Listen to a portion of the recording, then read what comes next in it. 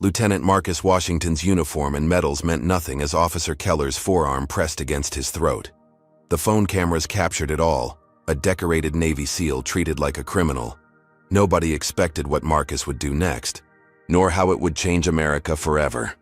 Before we dive into this shocking story, let me know where you're watching from in the comments below. Hit that like button if you believe everyone deserves equal treatment under the law, and subscribe to stay updated on stories that expose the truth about what's happening in our communities.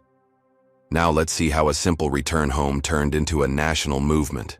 The morning sun cast long shadows across Riverview's Main Street as Lieutenant Marcus Washington stepped off the bus, duffel bag slung over his shoulder. 12 years had passed since he'd walked these streets. 12 years of serving his country as a Navy SEAL, conducting missions he couldn't talk about in countries whose names made news anchors stumble. Now he stood in his hometown. A stranger returned. "Never thought I'd come back here," Marcus muttered to himself, taking in the changed landscape. New coffee shops and boutiques had replaced the black-owned businesses he remembered from childhood. Even the air felt different. Gentrification had its own scent, a mixture of artisanal coffee and privilege. His phone buzzed with a text from his sister. "Mom's waiting. Hurry up, hero." Tanya's messages always carried that edge of sarcasm. She'd stayed in Riverview, watching their mother's health decline while Marcus built his military career. The unspoken accusation hung between them in every communication. "You left. I stayed." Marcus adjusted his bag and began walking the 10 blocks to his childhood home.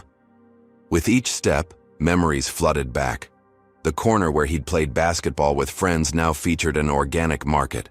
The barbershop where Mr. Jefferson had given him his first haircut, replaced by a yoga studio. His old high school remained, but the surrounding neighborhood had transformed. 2 white women crossed the street when they saw him approaching. Their eyes flicked to his military haircut, his brown skin, his duffel bag, making calculations about the level of threat he might present. Marcus had experienced this throughout his life, but somehow it stung more here, in the place he'd once belonged. "Lieutenant Washington." The voice stopped Marcus in his tracks. He turned to find Michael Turner jogging toward him, hand extended. "Man, I heard you were coming home, but I couldn't believe it." Michael had grown heavier since high school, where they'd played football together, but his infectious smile remained unchanged. Marcus accepted the handshake, which turned into a backslapping embrace. "How long has it been?" Michael asked, staring at Marcus with undisguised admiration. 12 years, 3 months, and about 16 days, Marcus answered with precision that had become second nature in the military. "But who's counting?" They laughed, and for a moment, Marcus felt the tension in his shoulders ease. Michael had been a constant in the neighborhood, becoming a community organizer after college. "How's your mom doing?" Michael's expression grew serious. "That's why I'm here. Doctor says her heart's getting worse." Marcus shifted his bag. "Tanya's been handling everything, but she needs help." Michael nodded. "Your sister's tough, but nobody should carry that alone." He hesitated before adding, "Listen, there's a community meeting this weekend at First Baptist. Police reform is on the agenda. We could use someone with your perspective." Marcus frowned. "I just got home, Mike. Not looking to jump into local politics." "It's not politics, it's survival." Michael's voice lowered. "Things have changed. Here. New police chief, new mayor, both with agendas that don't include folks like us. Especially with all these developers circling the neighborhood." A police cruiser slowed as it passed them, the officer inside eyeing their conversation with unmasked suspicion. Marcus tracked it with his peripheral vision, a habit from military training he couldn't shake. "See what I mean?" Michael nodded toward the departing vehicle. "That's Officer Keller. Got transferred here 2 years ago and thinks he owns these streets. Just think about coming, okay? Saturday, 2 o'clock. After promising to consider it, Marcus continued toward his mother's house. The neighborhood grew more familiar as he walked. This part of Riverview hadn't yet attracted developers' attention. Children played in sprinklers to escape the summer heat. Elderly residents sat on porches, nodding to Marcus as he passed. His childhood home appeared smaller than he remembered, a modest two-bedroom with peeling blue paint and a meticulously maintained garden. Before he could reach for the doorknob, it swung open. "About time you showed up." Tanya stood with arms crossed, her resemblance to their mother striking except for the defensive set of her shoulders. At 32, she looked older than her, years, responsibility having carved lines around her eyes. "Good to see you too, sis." Marcus smiled, refusing to be baited. A frail voice called from inside. "Is that my boy?" Marcus moved past Tanya into the living room where Elaine Washington sat in a recliner, oxygen tubes in her nostrils, a blanket across her lap despite the summer heat. Her face lit up at the sight of her son. "Look at you," she whispered, extending trembling hands. "My soldier boy." "Navy, Mom. Different branch." It was an old joke between them. Marcus knelt beside her chair, taking her hands in his. They felt like paper, thin and fragile. "I'm home now." "For how long this time?" Tanya asked from the doorway. Marcus met his sister's gaze. "For as long as needed." The afternoon passed with Marcus unpacking in his old bedroom, now cluttered with storage boxes. Tanya briefed him on their mother's medication schedule, doctor appointments, and the home health aide who visited 3 times weekly. The military had taught Marcus to absorb information quickly, but the complexity of his mother's care was overwhelming. "How are you managing all this?" he asked Tanya as they prepared dinner. "Someone had to." The accusation hung unspoken again. "I'm here now," Marcus said quietly, "and I've saved most of my pay. We'll figure this out together." Tanya's shoulders dropped slightly, the closest thing to acceptance he was likely to get. After dinner, Marcus needed air. "Going for a walk," he announced. "Need anything from the store?" His mother requested her favorite ice cream. Marcus memorized Tanya's instructions about which pharmacy would honor their insurance for the prescription refill they'd need tomorrow. The evening air had cooled slightly as Marcus walked to the nearby convenience store. He felt eyes on him, neighbors curious about the returning son, strangers assessing a black man walking alone. At the store, the clerk watched him navigate the aisles, following a few steps behind. "Can I help you find something?" The question carried suspicion rather than helpfulness. "Just getting ice cream for my mother." Marcus kept his voice neutral, a skill honed through interactions with hostile locals in war zones. The clerk retreated but continued watching as Marcus selected his mother's favorite vanilla bean and paid. The transaction complete, Marcus stepped back into the night, ice cream in a plastic bag. The same police cruiser from earlier rolled past, slowing when the officer, Keller, Michael had called him, spotted Marcus. This time, it pulled to the curb. "Evening," Officer Keller called, rolling down his window. "Don't believe I've seen you around here before." Marcus stopped, recognizing the encounter for what it was. "Just moved back, visiting family." "ID?" Keller's hand extended from the window. "Am I being detained for something, officer?" Marcus asked calmly. Keller's expression hardened. "Just a routine check. Lot of drug activity in this area." "Not with me." Marcus stood his ground. "Unless getting ice cream for my sick mother counts as suspicious activity, I'm just heading home." The officer's eyes narrowed, but he seemed to reconsider. "Keep moving then." The window rolled up, but the cruiser crawled alongside Marcus for the next 3 blocks before finally driving away. Back at the house, Marcus found his mother asleep in her chair. Tanya accepted the ice cream without comment. "Police stopped you, didn't they?" she finally asked while putting the carton in the freezer. Marcus nodded. "Welcome home, brother." Tanya's voice held no triumph, only resignation. "This is what we deal with every day now." Later that night, Marcus sat on the porch steps, the humidity wrapping around him like a wet blanket. He pulled out his phone and dialed a number. "Washington," came the gruff answer. "Wasn't expecting to hear from you so soon." "Captain Reeves." Marcus felt immediate relief at his former commanding officer's voice. "Just checking in, sir." "How's civilian life treating you after 2 days?" Reeves asked with characteristic directness. "Already questioning my decision to come back here." Marcus described the changes in Riverview, his mother's condition, and his encounter with Officer Keller. Small-town cops, Reeves grunted. Some of the worst God-complex cases I've ever seen. Wasn't like this before, Marcus said. Or maybe it was and I didn't notice. You were 18 when you enlisted, son. Different perspective now.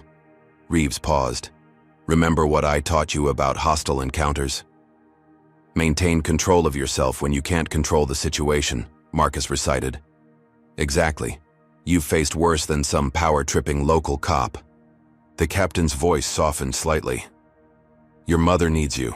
Community might too, from what you're describing. After ending the call, Marcus remained on the steps, watching shadows play across the street. Tomorrow, he would need to register his mother's car in his name, update her insurance information, and begin the process of transferring her medical care coordination to himself.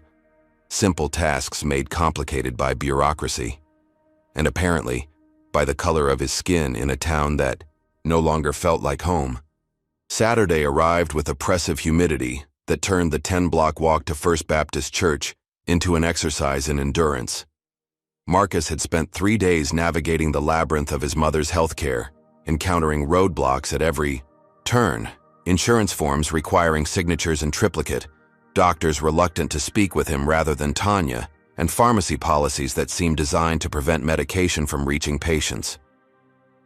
First Baptist stood as it always had, a high-speed brick cornerstone of the community with stained glass windows depicting biblical scenes. As Marcus approached, he noted the diverse crowd filing inside.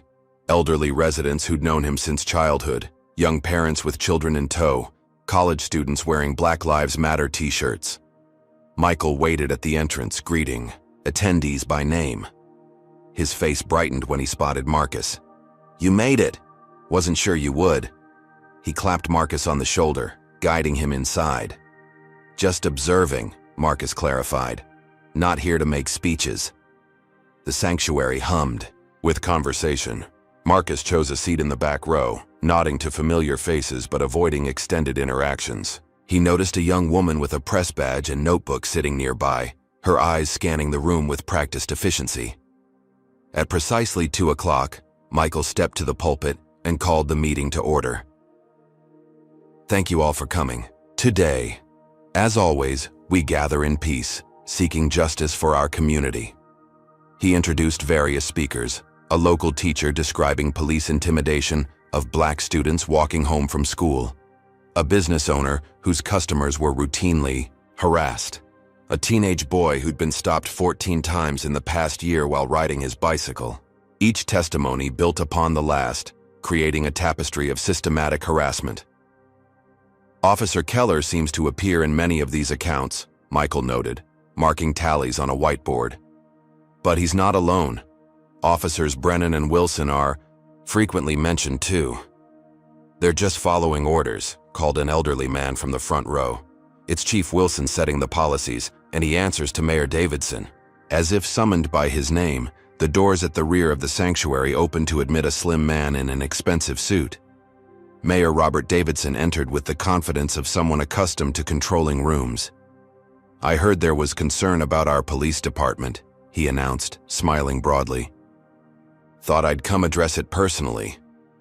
Michael recovered quickly from the surprise. Mayor Davidson, we appreciate you joining us. Perhaps you'd like to hear the community's experiences directly? The mayor moved to the front, shaking hands. Along the way. Absolutely. Open dialogue is essential to good governance. For the next 40 minutes, Mayor Davidson listened with practiced patience to abbreviated versions of the earlier testimonies. His responses followed a pattern: expressions of concern, promises to look into it, and reminders about the difficulties of policing. We've implemented body cameras for all officers, he emphasized. Accountability is our priority. Then why aren't those recordings available when we request them? Asked a woman whose son had been arrested for resisting arrest with no initial charge. Technical issues, the mayor replied smoothly. We're upgrading the system. Marcus observed, the political performance with growing frustration. The mayor's words sounded reasonable, but offered no concrete solutions. When Davidson concluded with platitudes about building bridges, Many attendees exchanged skeptical glances. As the meeting adjourned, several young men approached Marcus. He recognized one as Deshaun Taylor, who'd been 2 years behind him, in school. "Lieutenant Washington, right?" Deshaun extended his hand. "Heard you were back. We could use someone like you helping out around here." "I'm just focusing on my mother right now," Marcus replied. "We respect that," said another young man. "But when you're ready, there's a group of us working to document police interactions. Safety in numbers, you know? Someone with your background could teach us a lot about staying calm under pressure." Before Marcus could respond, the journalist he'd noticed earlier appeared at his elbow. "Serena Jackson, Riverview Chronicle," she offered her business card. "I'd love to get your perspective on what's happening here, Lieutenant Washington. Combat veteran returns home to find another kind of battle. There's an important story there." Marcus accepted her card automatically. "I don't think I'm the story here." "With respect, sir, you might not get to decide that." Her directness surprised him. "These patterns of harassment didn't start yesterday. They've been escalating for years while the Chronicle's previous management ignored them. I'm trying to change that." "Let me get settled first," Marcus said, tucking her card into his pocket. As the crowd dispersed, Marcus declined Michael's invitation to lunch, explaining he needed to check on his mother. The truth was he needed time to process what he'd heard.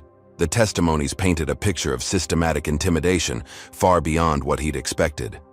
The afternoon sun beat down as Marcus walked to his mother's doctor's appointment. Dr. Patel's office was in the newer part of town, requiring Marcus to pass through areas where the demographic shift was most evident. He felt the weight of stares from cafe patrons watching him through plate glass windows. Dr. Patel, a cardiologist who'd been treating Elaine Washington for 3 years, reviewed her chart with professional detachment. "Your mother's condition has deteriorated faster than we anticipated," he explained. "The medication helps manage symptoms, but her heart is functioning at approximately 30% capacity." "What are our options?" Marcus asked. "Medical." Terminology from field trauma training rushing back. "Candidly, limited." Dr. Patel removed his glasses. "Her age makes her a poor candidate for transplant.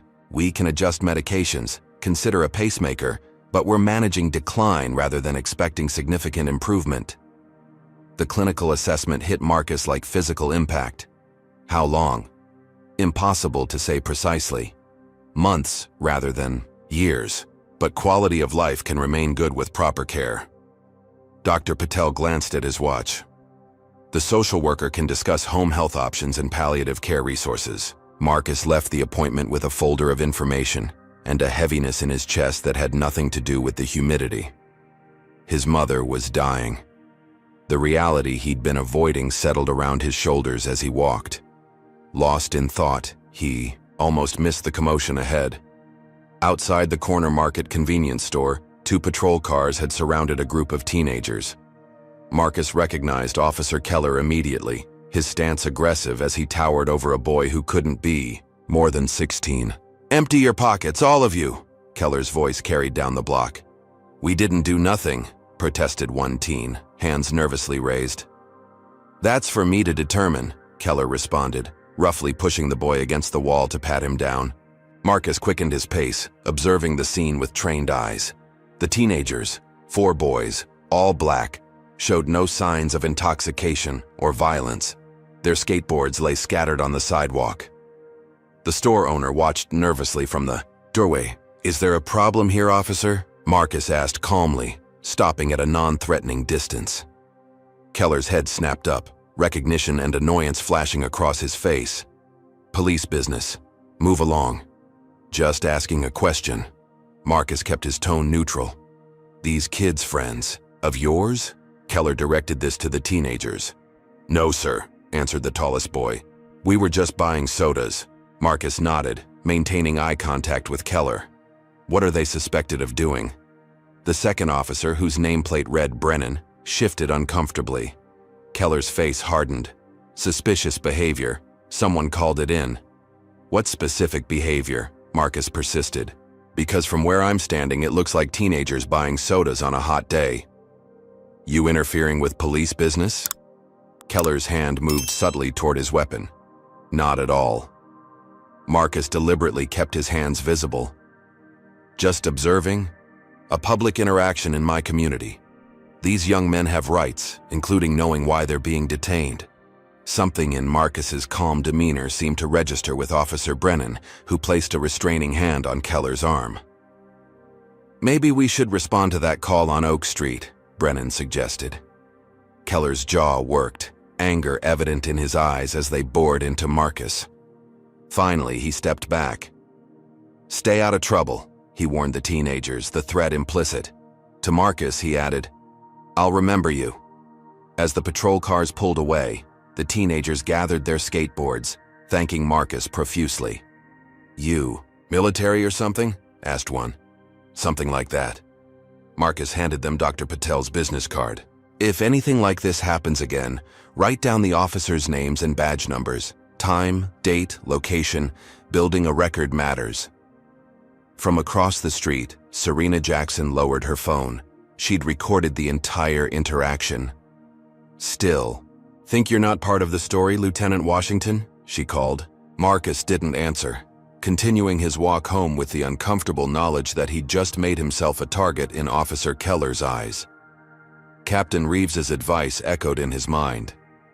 Maintain control of yourself when you can't control the situation. But what about when the situation affected everyone around you? How far would you go to protect your community? Would you risk everything you've worked for?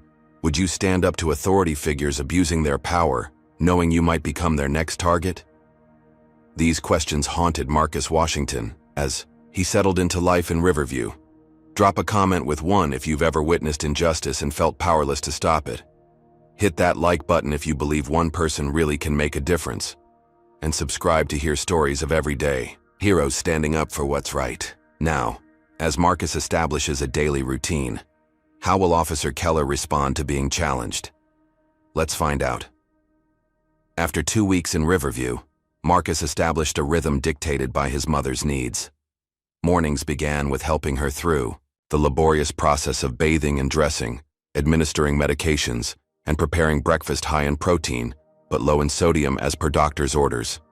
Afternoons, when the home health aide arrived, gave him precious hours to handle household tasks and, increasingly, community engagements he hadn't planned but couldn't seem to avoid. The incident with the skateboarders had spread through Riverview's black community like wildfire.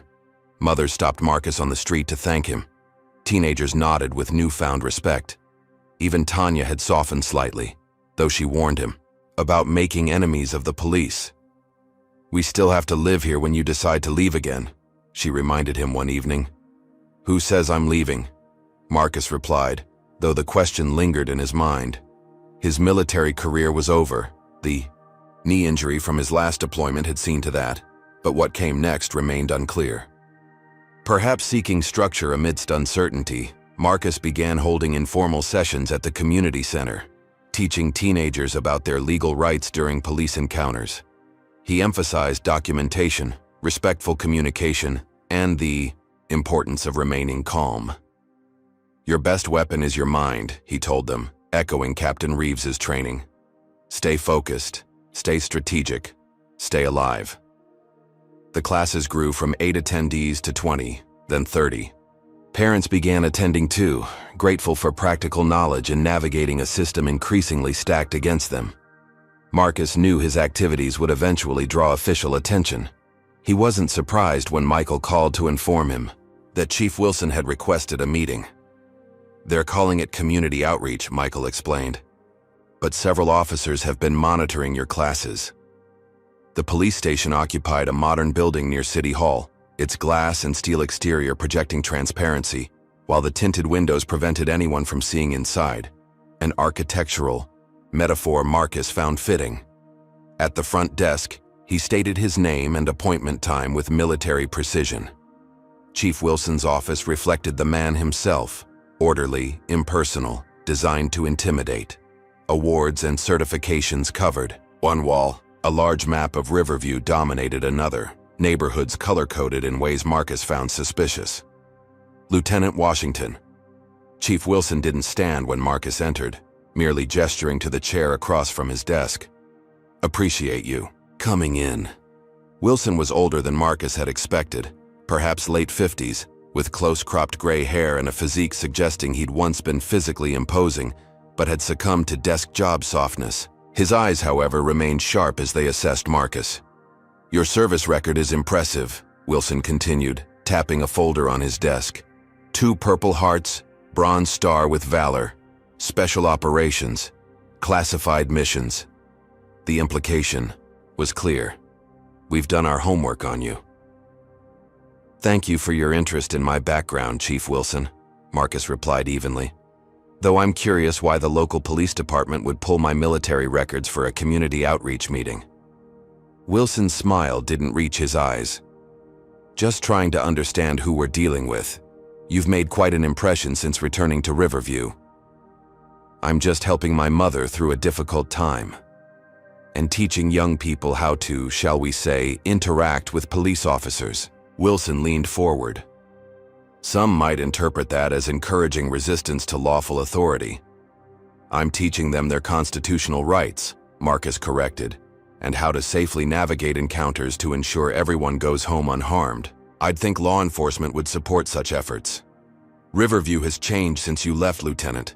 Criminal elements have infiltrated these neighborhoods. My officers face dangers daily that require decisive action. With respect, sir, teenagers buying sodas don't constitute a criminal element." Wilson's jaw tightened. "Isolated incidents can be taken out of context. My concern is your involvement in community matters while your priority should be your family.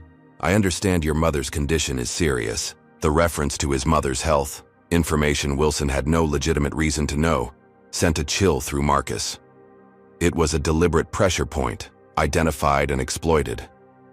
"My mother raised me to stand up for others," Marcus said, carefully. "It's why I served, and it's how I honor her now."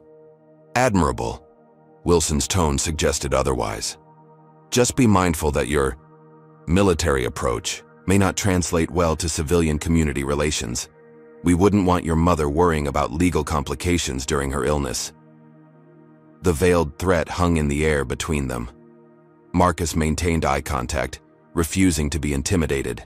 "Is there anything else, Chief Wilson?" "Not at this time.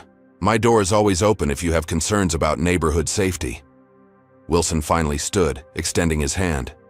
"We all want what's best for Riverview." Marcus accepted the handshake, noting the chief's attempt to establish dominance through pressure.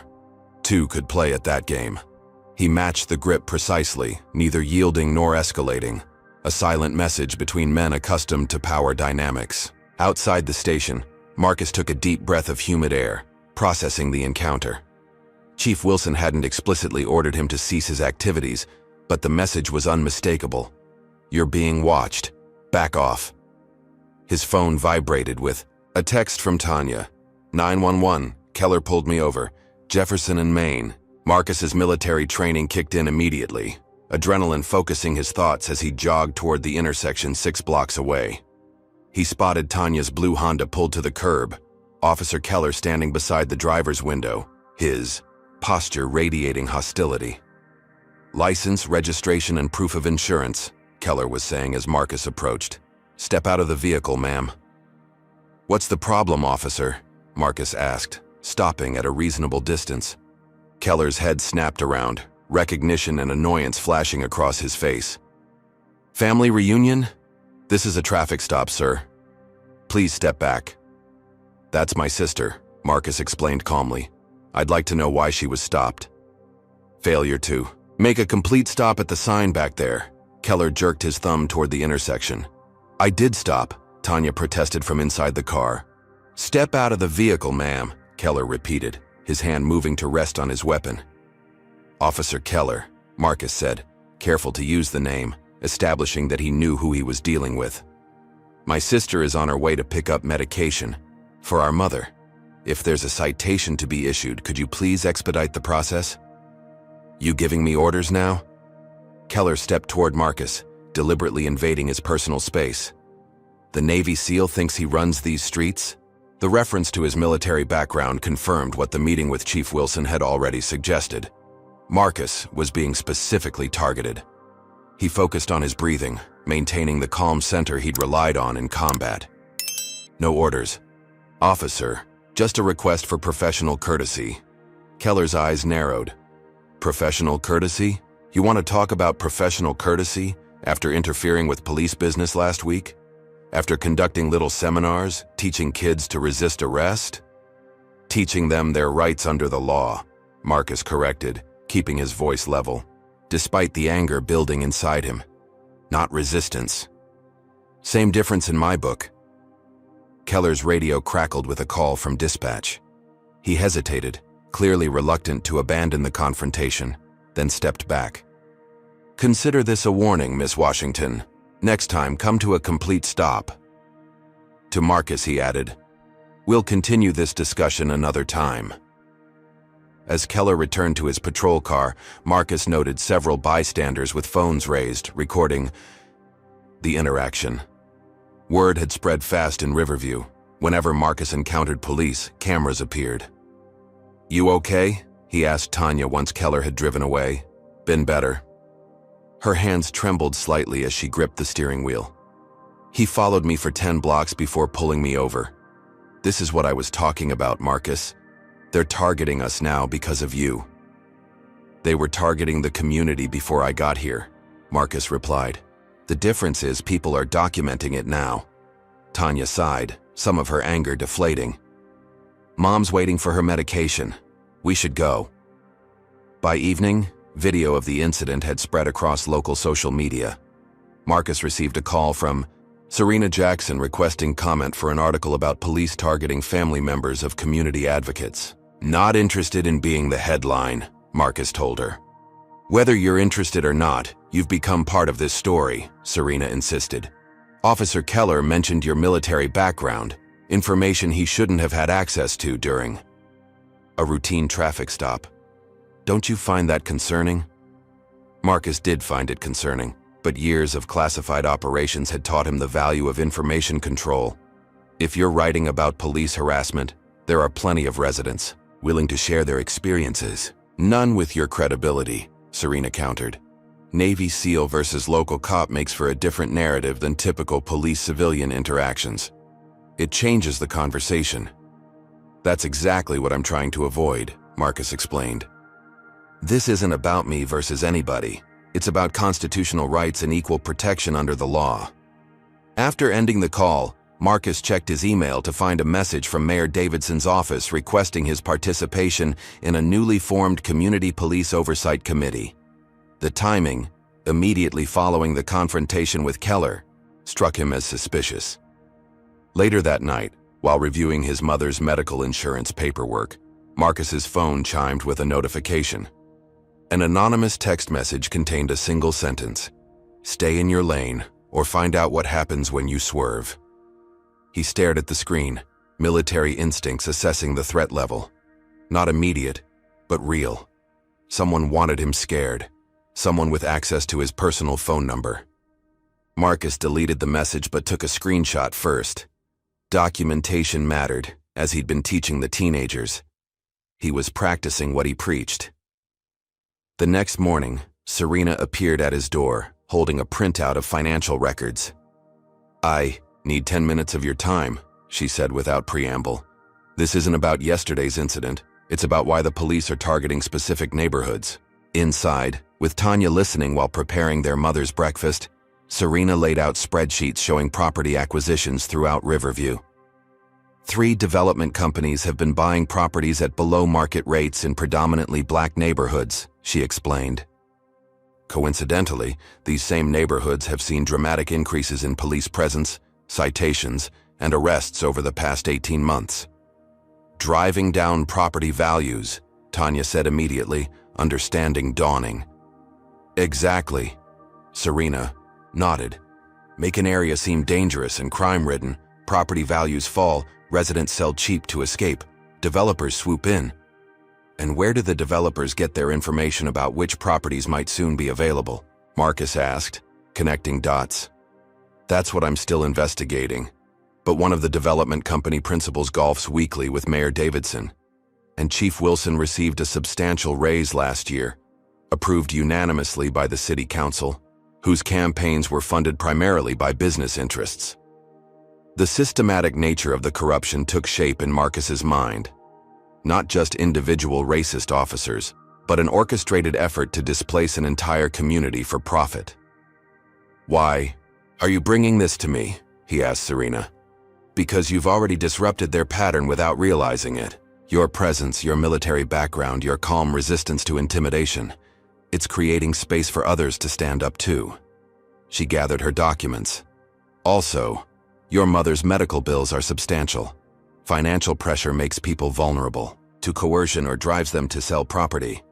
I'd watch for unusual billing issues or insurance complications." After Serena left, Tanya regarded Marcus with concerned eyes. "This is bigger than we thought." "Yes," Marcus agreed, his tactical mind already formulating response strategies. "But now we know what we're dealing with." As if to underscore the point, his phone chimed with another text. "Final warning, back off or lose everything." If anything, the threat crystallized Marcus's resolve.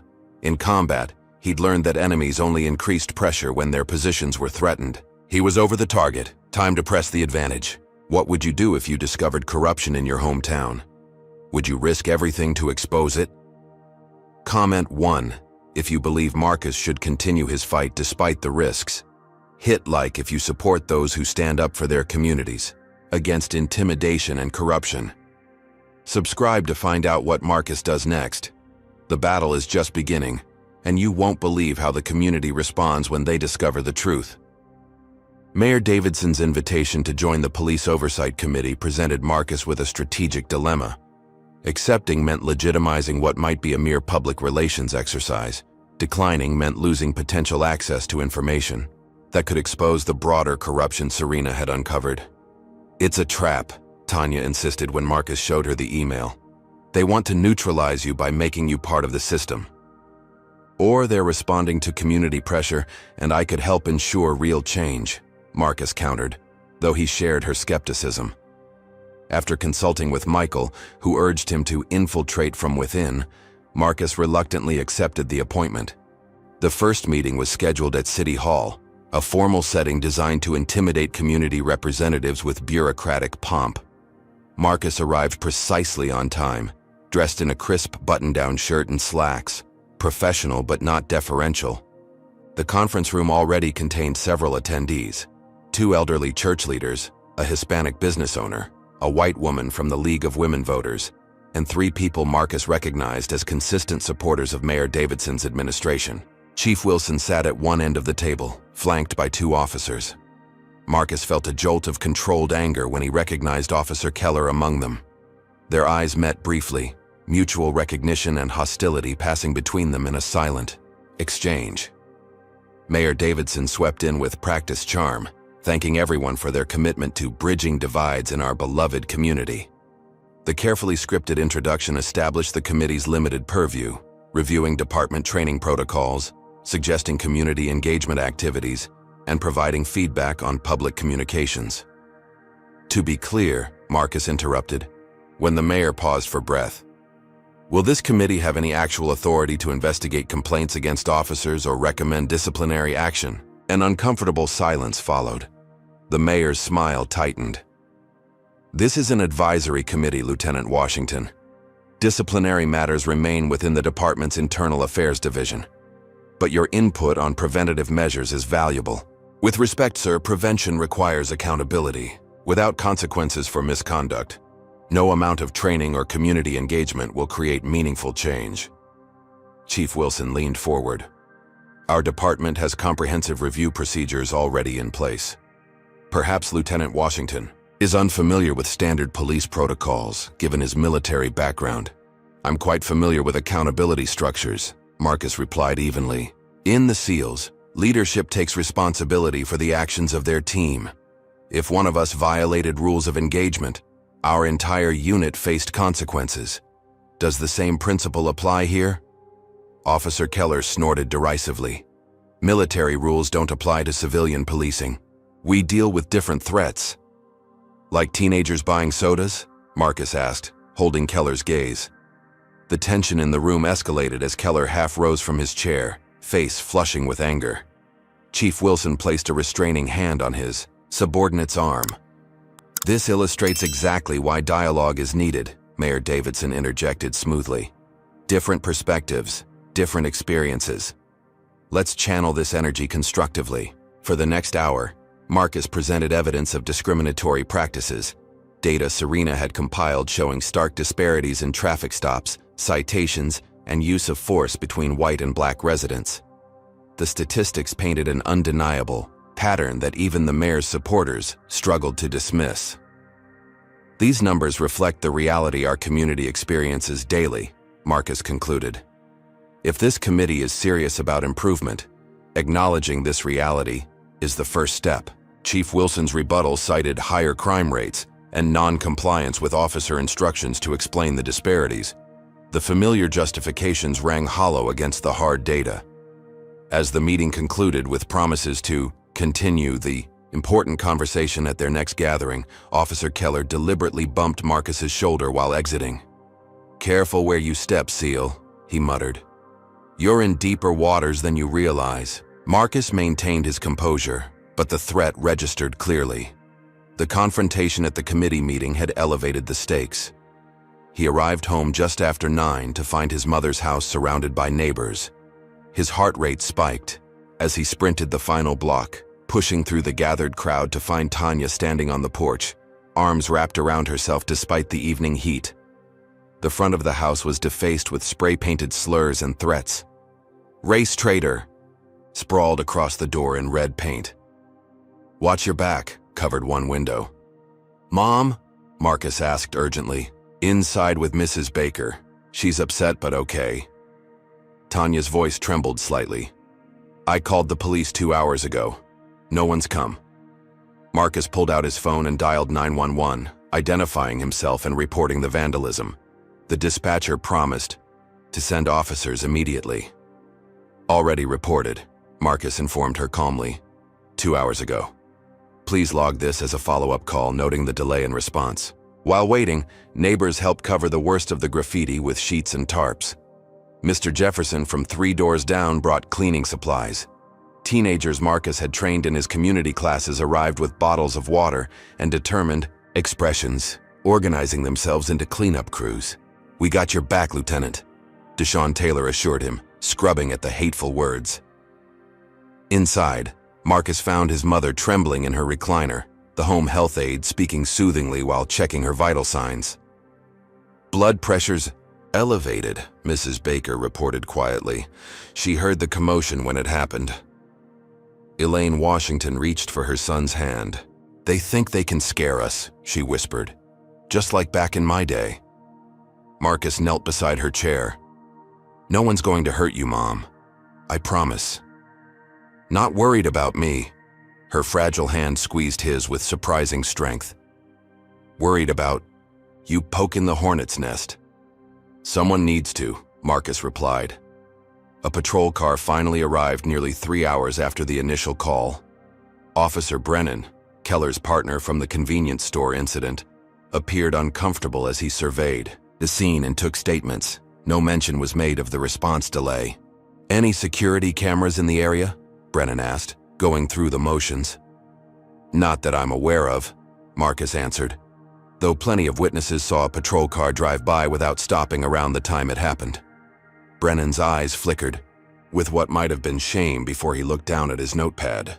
"We'll investigate, but without evidence identifying the perpetrators." His voice trailed off, the implication clear. "Don't expect results." After the officer left, the community remained, working late into the night to remove all traces of the hateful messages. Marcus was struck by the solidarity, people who barely knew him laboring to restore his family's sense of security. As the last neighbors departed with promises to check in tomorrow, Marcus received an unexpected text from an unknown number. "Not everyone on the force agrees with what's happening. Some of us want change too. Meeting tomorrow, 2 p.m., Tyler Creek, Park, West Bench, come alone." Marcus showed the message to Tanya, who immediately shook her head. "Absolutely not. It's obviously a setup." "Maybe," Marcus agreed. "Or maybe there are officers who don't support what Keller and Wilson are doing." "You can't risk it," Tanya insisted. I was trained to evaluate risks, Marcus reminded her. I'll take precautions. The following afternoon, Marcus arrived at Tyler Creek Park 30 minutes early, positioning himself with clear sightlines in all directions. He identified 3 potential exit routes and scanned for suspicious vehicles or individuals. At exactly 2 p.m., a female officer in uniform approached the designated bench. Marcus recognized her from the Oversight Committee meeting, though she hadn't spoken. She sat without acknowledging him, staring straight ahead as if enjoying a routine break. "Officer Rodriguez," she said quietly after ensuring no one was within earshot. "I've been with Riverview PD for 8 years. What's happening now isn't why I became a cop." "What exactly is happening from your perspective?" Marcus asked, maintaining the appearance of 2 strangers sharing a bench. "Systematic harassment of specific neighborhoods. Pressure to increase stops and citations in areas marked for urban renewal. Officers who object get night shifts or dangerous assignments." Rodriguez kept her voice low. "Keller transferred here with a record of complaints. At his previous department, Wilson brought him in specifically." "Do you have evidence?" Rodriguez hesitated before sliding a USB drive onto the bench between them. "Internal communications. Patrol assignments targeting specific blocks that match property acquisitions. It's all connected, just like that reporter is investigating." "Why take this risk?" Marcus asked, palming the drive discreetly. "My parents came from Mexico with nothing. Our neighbors in the South Side helped us survive. Now those same families are being driven out. It's wrong." Rodriguez stood, adjusting her utility belt. "I never gave you this. We never spoke." After she left, Marcus remained on the bench, considering the implications. If legitimate, the information on the drive could expose the entire operation. It also made Officer Rodriguez, and now him, targets of not just the police hierarchy, but the financial interests behind them. When Marcus arrived home, he found Serena's car parked outside. Inside, she sat at the kitchen table with Tanya, reviewing documents. "You've been busy," Serena greeted him, gesturing to her laptop. "Your incident response time data matches a pattern we've been tracking. Police response in targeted development zones averages triple the time compared to other neighborhoods." Marcus placed the USB drive on the table. "This might help your investigation." As Serena examined the files, her expression grew increasingly animated. "This is exactly what we needed. Direct evidence linking patrol assignments to development, targets, internal communications from Chief Wilson himself." She looked up at Marcus. "Where did you get this?" "Someone who wants the truth to come out," he answered simply. That evening, as Marcus helped his mother prepare for bed, she studied his face with knowing eyes. "You've got that look," she observed. "Same one you had at 18 when you told me you were enlisting." "What look is that?" Marcus asked, adjusting her pillows. "Like you've made a decision that scares you but you know is right." She patted his hand. "Your father had that same look before the march in Selma." Marcus paused, surprised.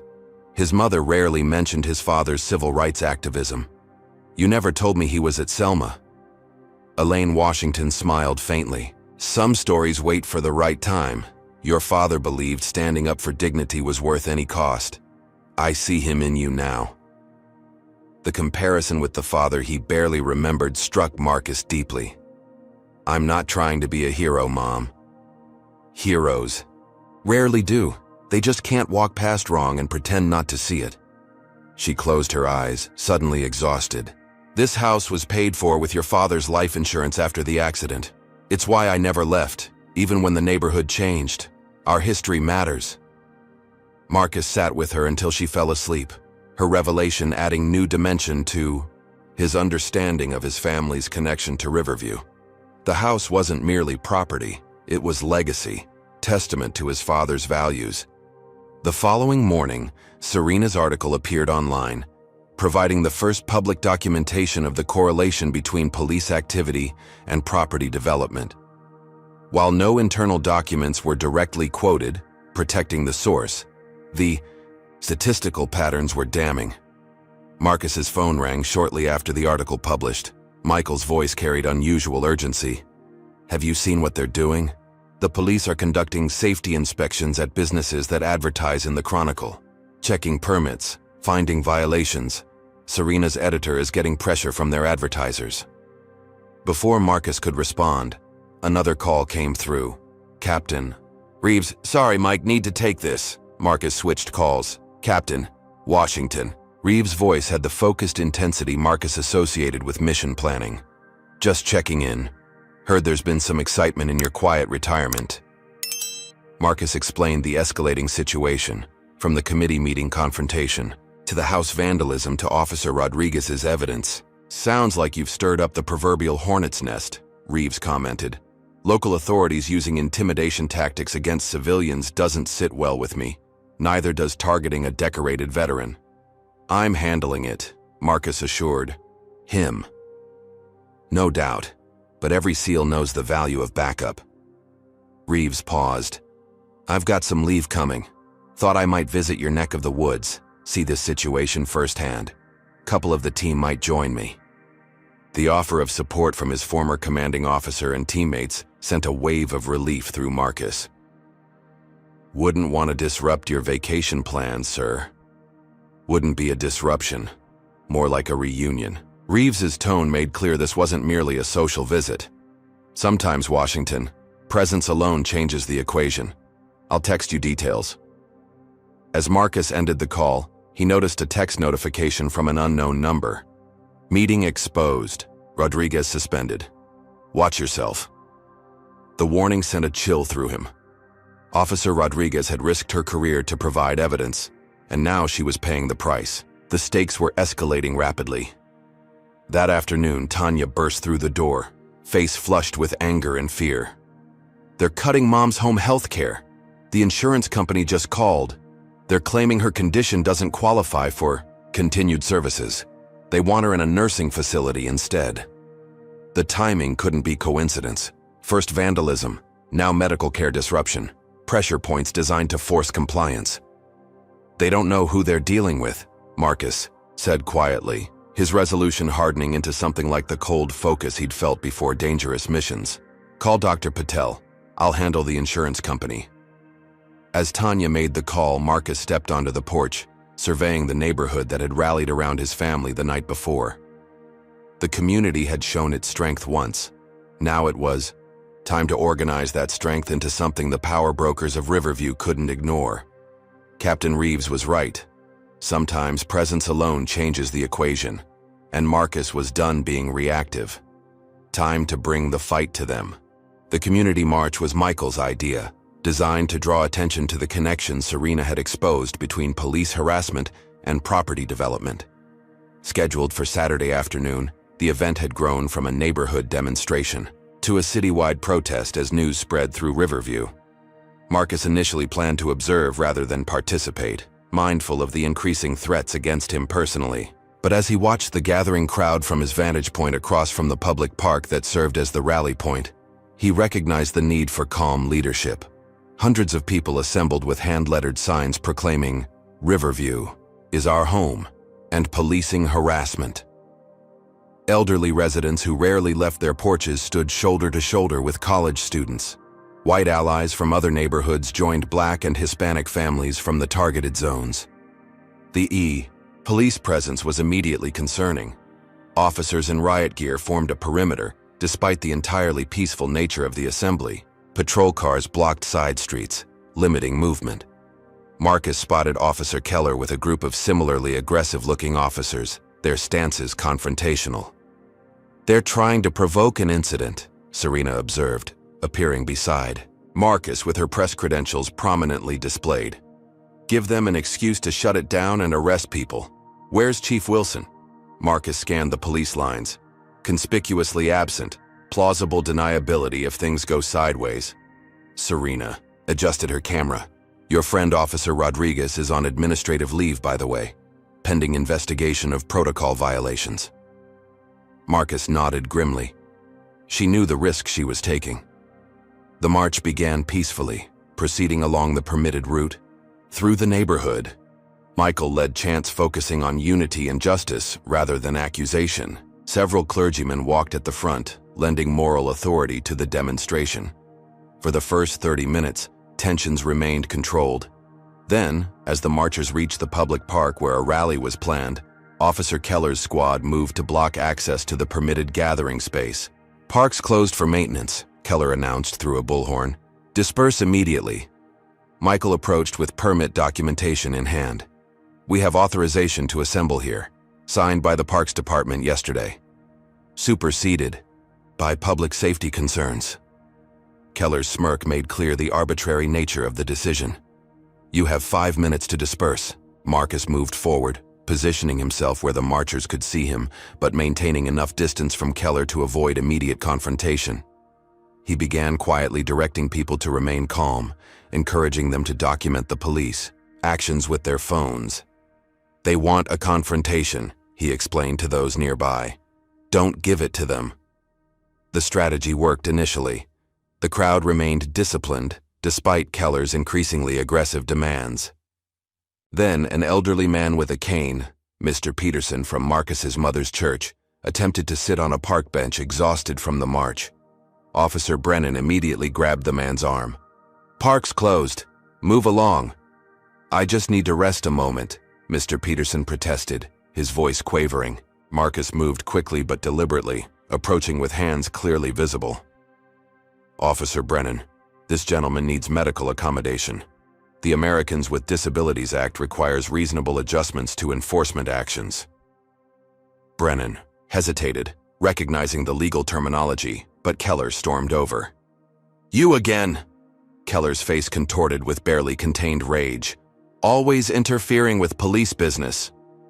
"Just citing relevant legal standards, Officer Keller." Marcus maintained a neutral tone despite the adrenaline coursing through him.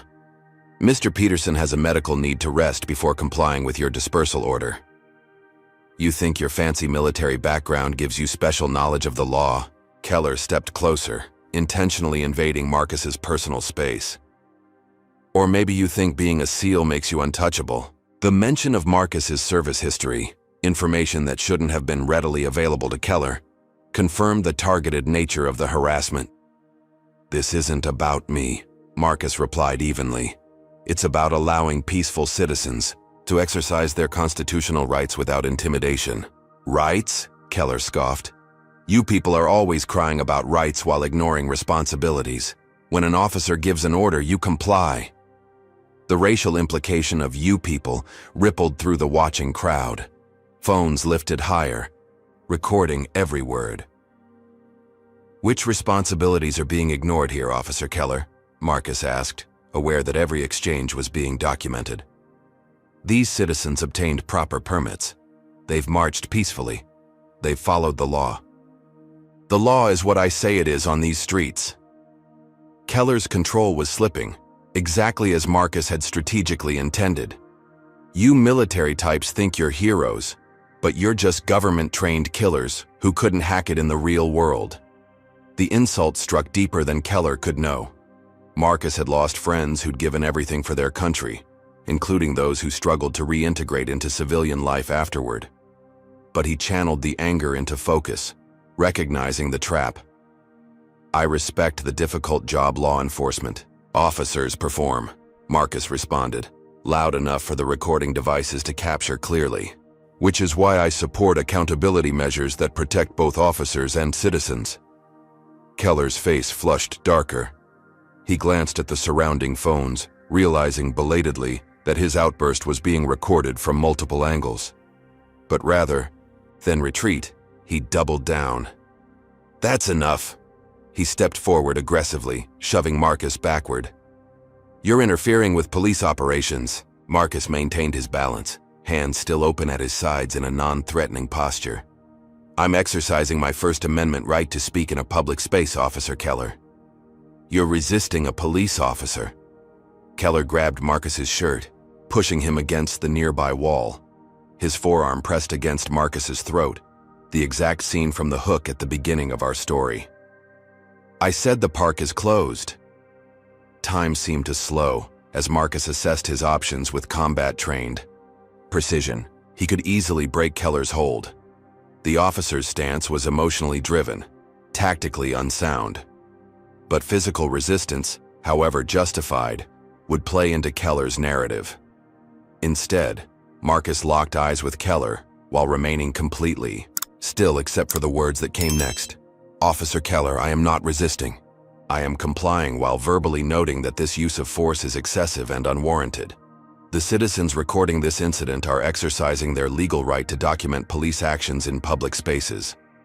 The calm recitation of rights and acknowledgement of the witnesses seemed to penetrate Keller's rage-clouded mind.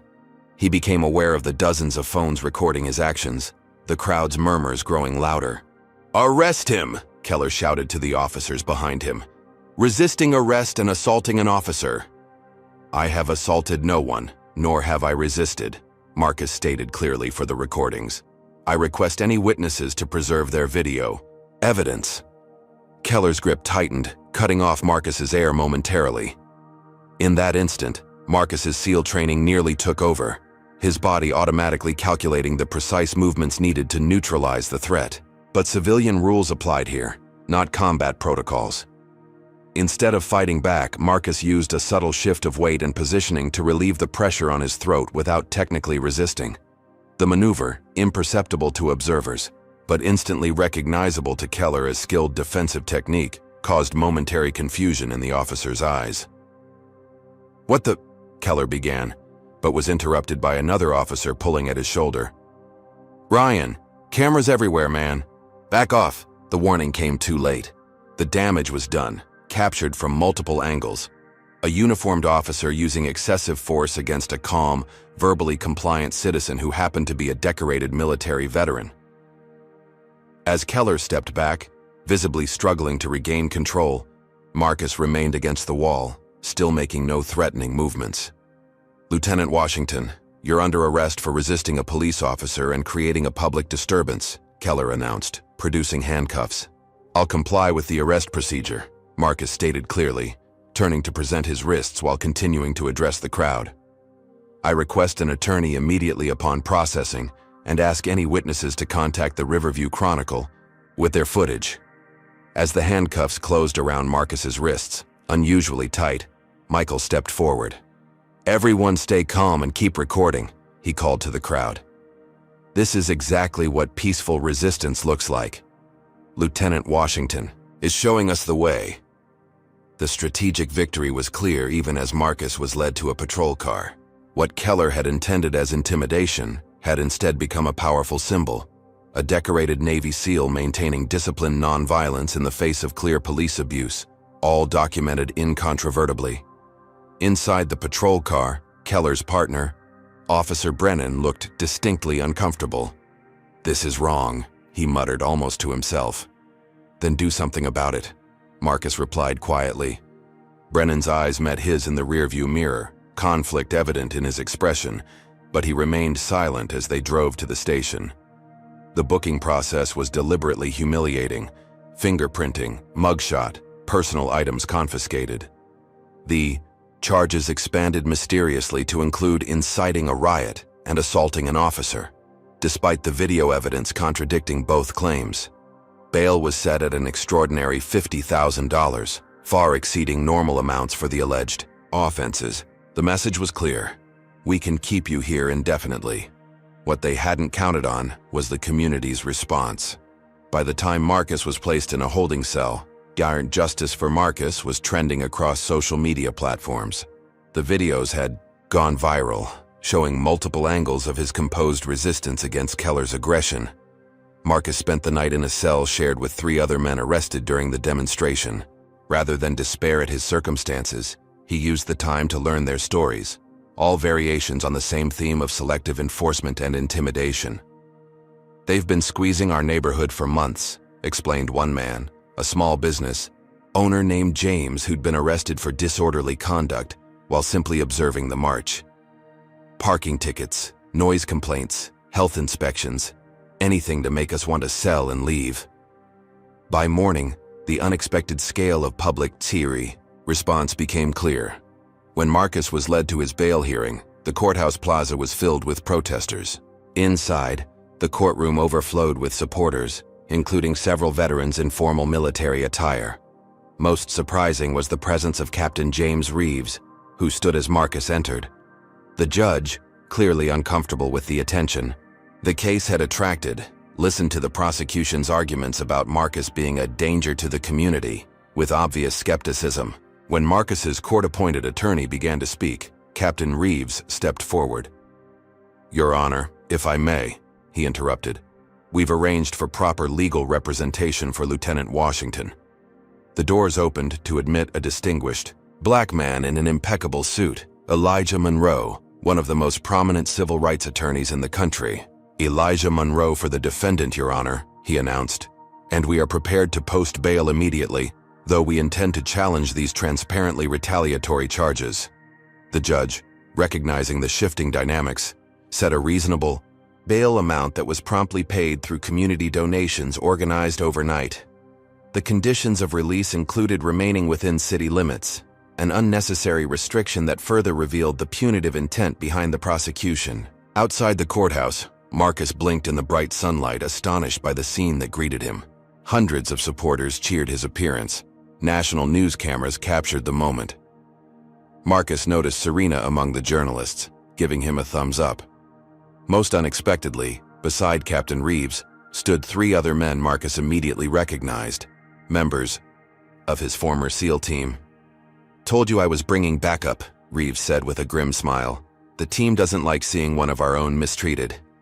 Before Marcus could respond, Elijah Monroe guided him toward the microphone set up for a statement. "Lieutenant Washington will not be commenting on the pending legal matters," Monroe announced, "but he wishes to thank the community for their support and emphasize that this case represents systemic issues facing citizens across Riverview, and indeed throughout our nation." As they moved away from the media scrum, Monroe added quietly to Marcus, "We need to talk strategy. This isn't just a criminal case anymore.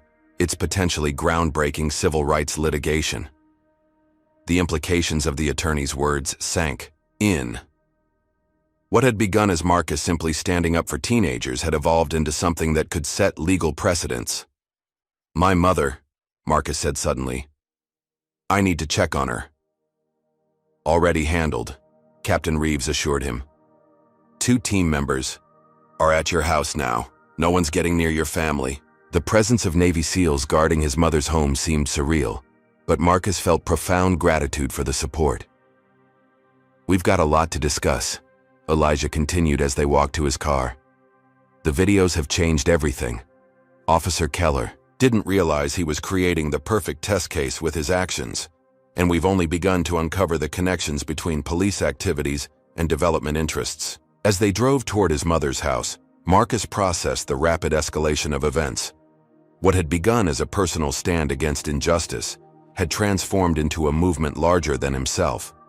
The question now was how to channel this momentum into lasting change, and how to protect those he loved from the inevitable backlash.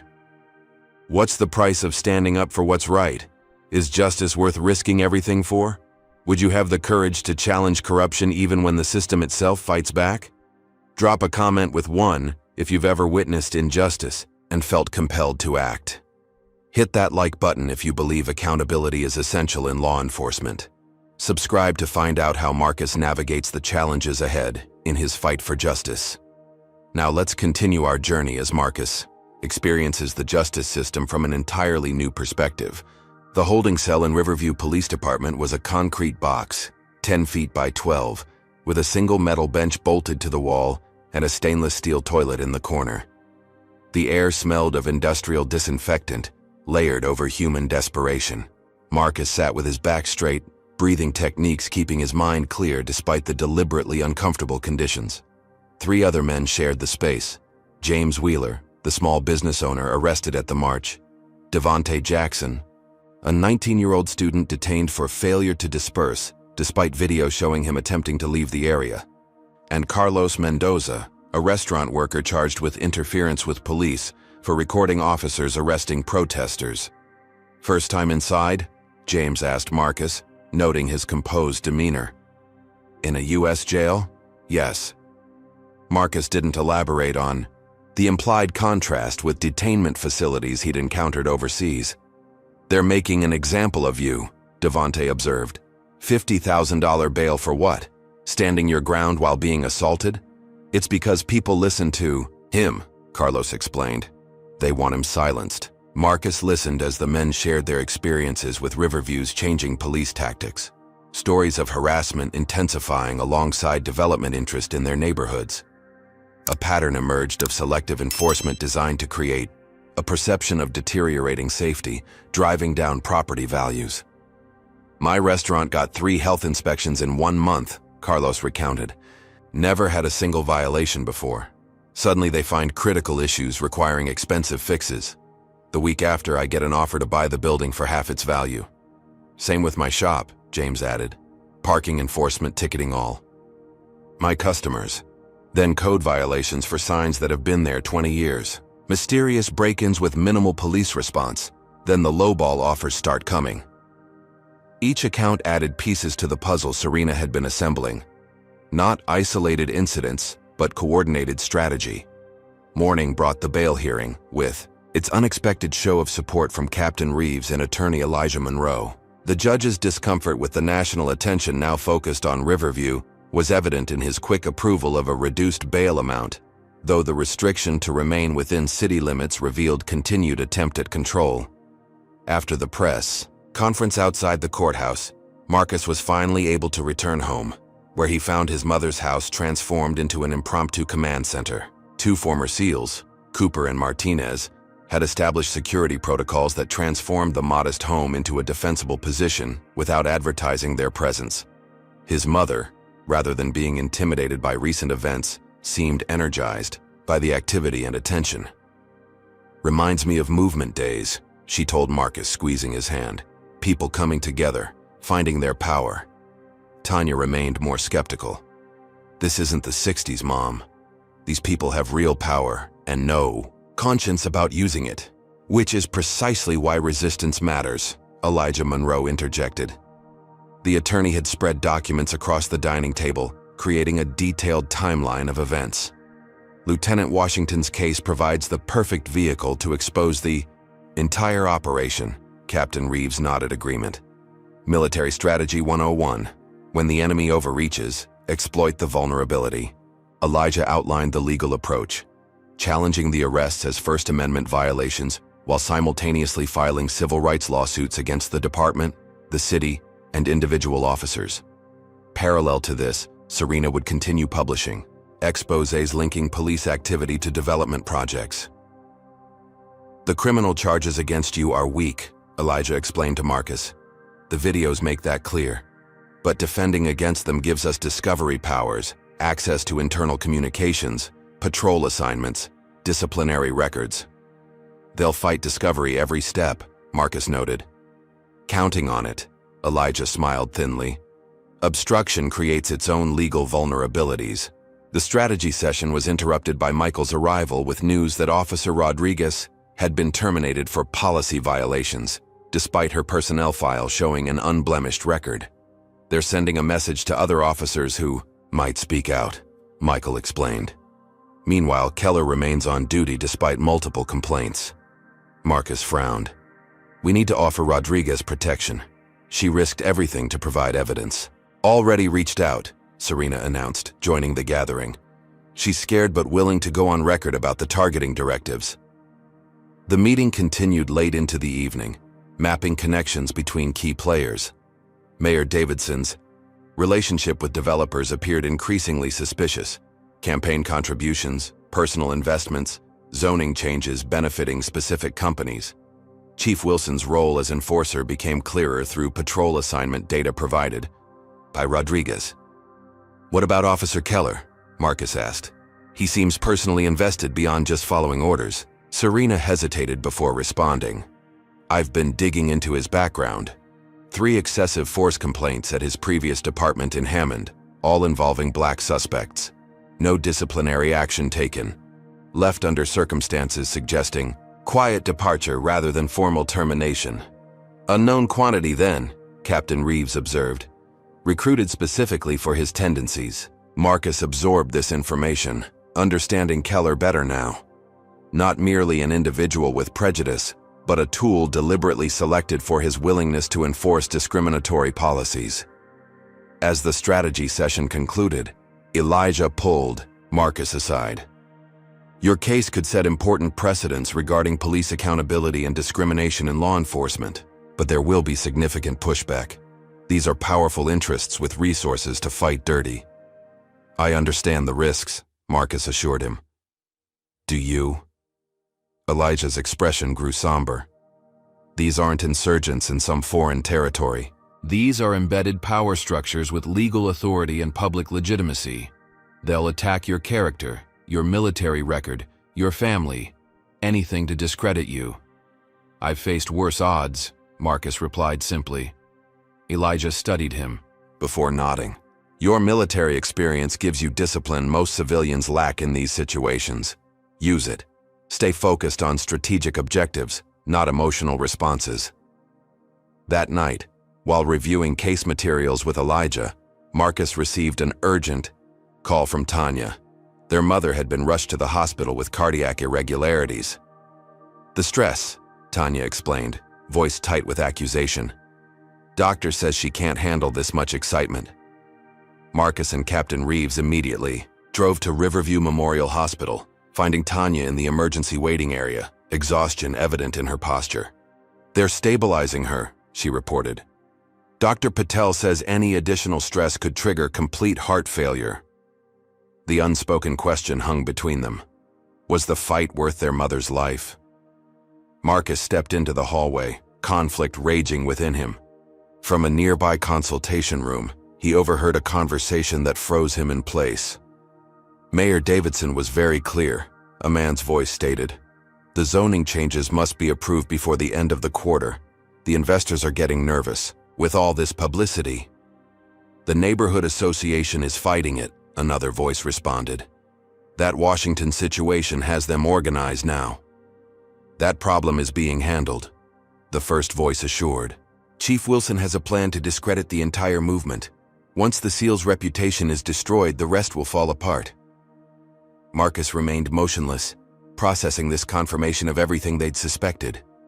The voices moved away down the corridor before he could identify the speakers, but the exchange reinforced the stakes of their fight. Returning to Tanya, Marcus found Officer Rodriguez had arrived, still in civilian clothes, but visibly concerned. I heard about your mother, she explained. Wanted to make sure you were okay. Lowering her voice, she added, and to warn you, they're planning something big. Records were pulled from your military file that shouldn't have been accessible. They're building a narrative. The warning aligned with the conversation Marcus had overheard. A coordinated attack was coming. Captain Reeves took the information seriously. I'll make some calls, see what files might have been accessed. Your service record is impeccable, but anything can be twisted out of context. When they were finally allowed to see Elaine Washington, Marcus was struck by her fragility. Monitors tracked her weakened heart, tubes delivering medications to maintain rhythm. Yet her eyes remained clear and determined when they focused on her son. Don't you dare use me as an excuse to stop, she whispered, reading his thoughts. Your father would be proud of what you're doing. Mom, your health is in God's hands, not yours. Her voice strengthened momentarily. Some things matter, more than playing it safe. Justice matters, community matters. Her words echoed in Marcus's mind throughout the long night as he maintained vigil beside her bed. By morning, her condition had stabilized enough for Marcus to return home for a shower and change of clothes. He arrived to find Serena waiting, with news. Her editor had received pressure from the newspaper's owner to cease the investigation.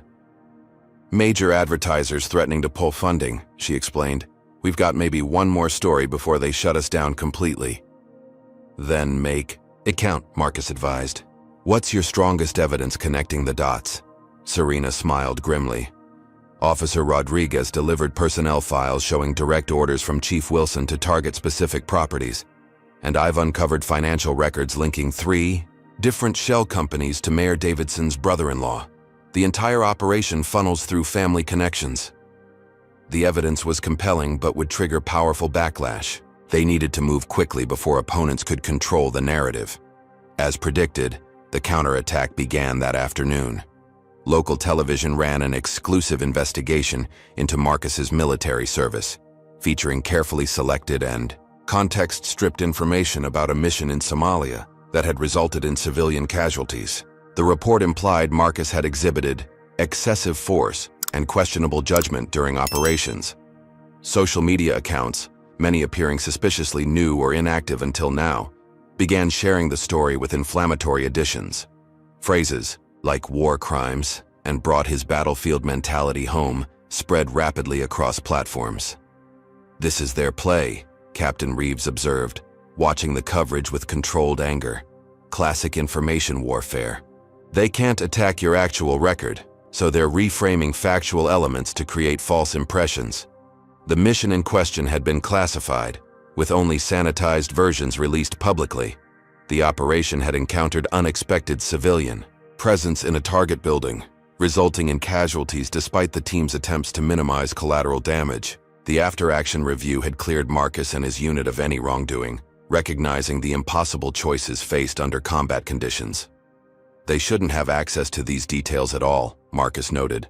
"Someone with high-level clearance is feeding them information." "Which means this goes beyond local politics," Reeves concluded grimly. "Someone's pulling strings from a much higher position." The media assault expanded throughout the day. By evening, conservative outlets were featuring military experts, questioning Marcus's character and motivations. Liberal publications, hesitant to appear anti-military, reported the allegations with minimal skepticism. Only veterans groups forcefully defended Marcus, understanding the complexities of combat decisions. Elijah Monroe arrived with reinforcements, a crisis management team and media specialists prepared to counter the narrative. "We fight information with information," he explained. "Your full military record, properly contextualized. Statements from commanding officers and teammates. Veterans organizations are already rallying support." Captain Reeves made calls to former teammates and superior officers, many now in influential positions throughout government and private sectors. The response was immediate and emphatic, unwavering support for Marcus's character and service.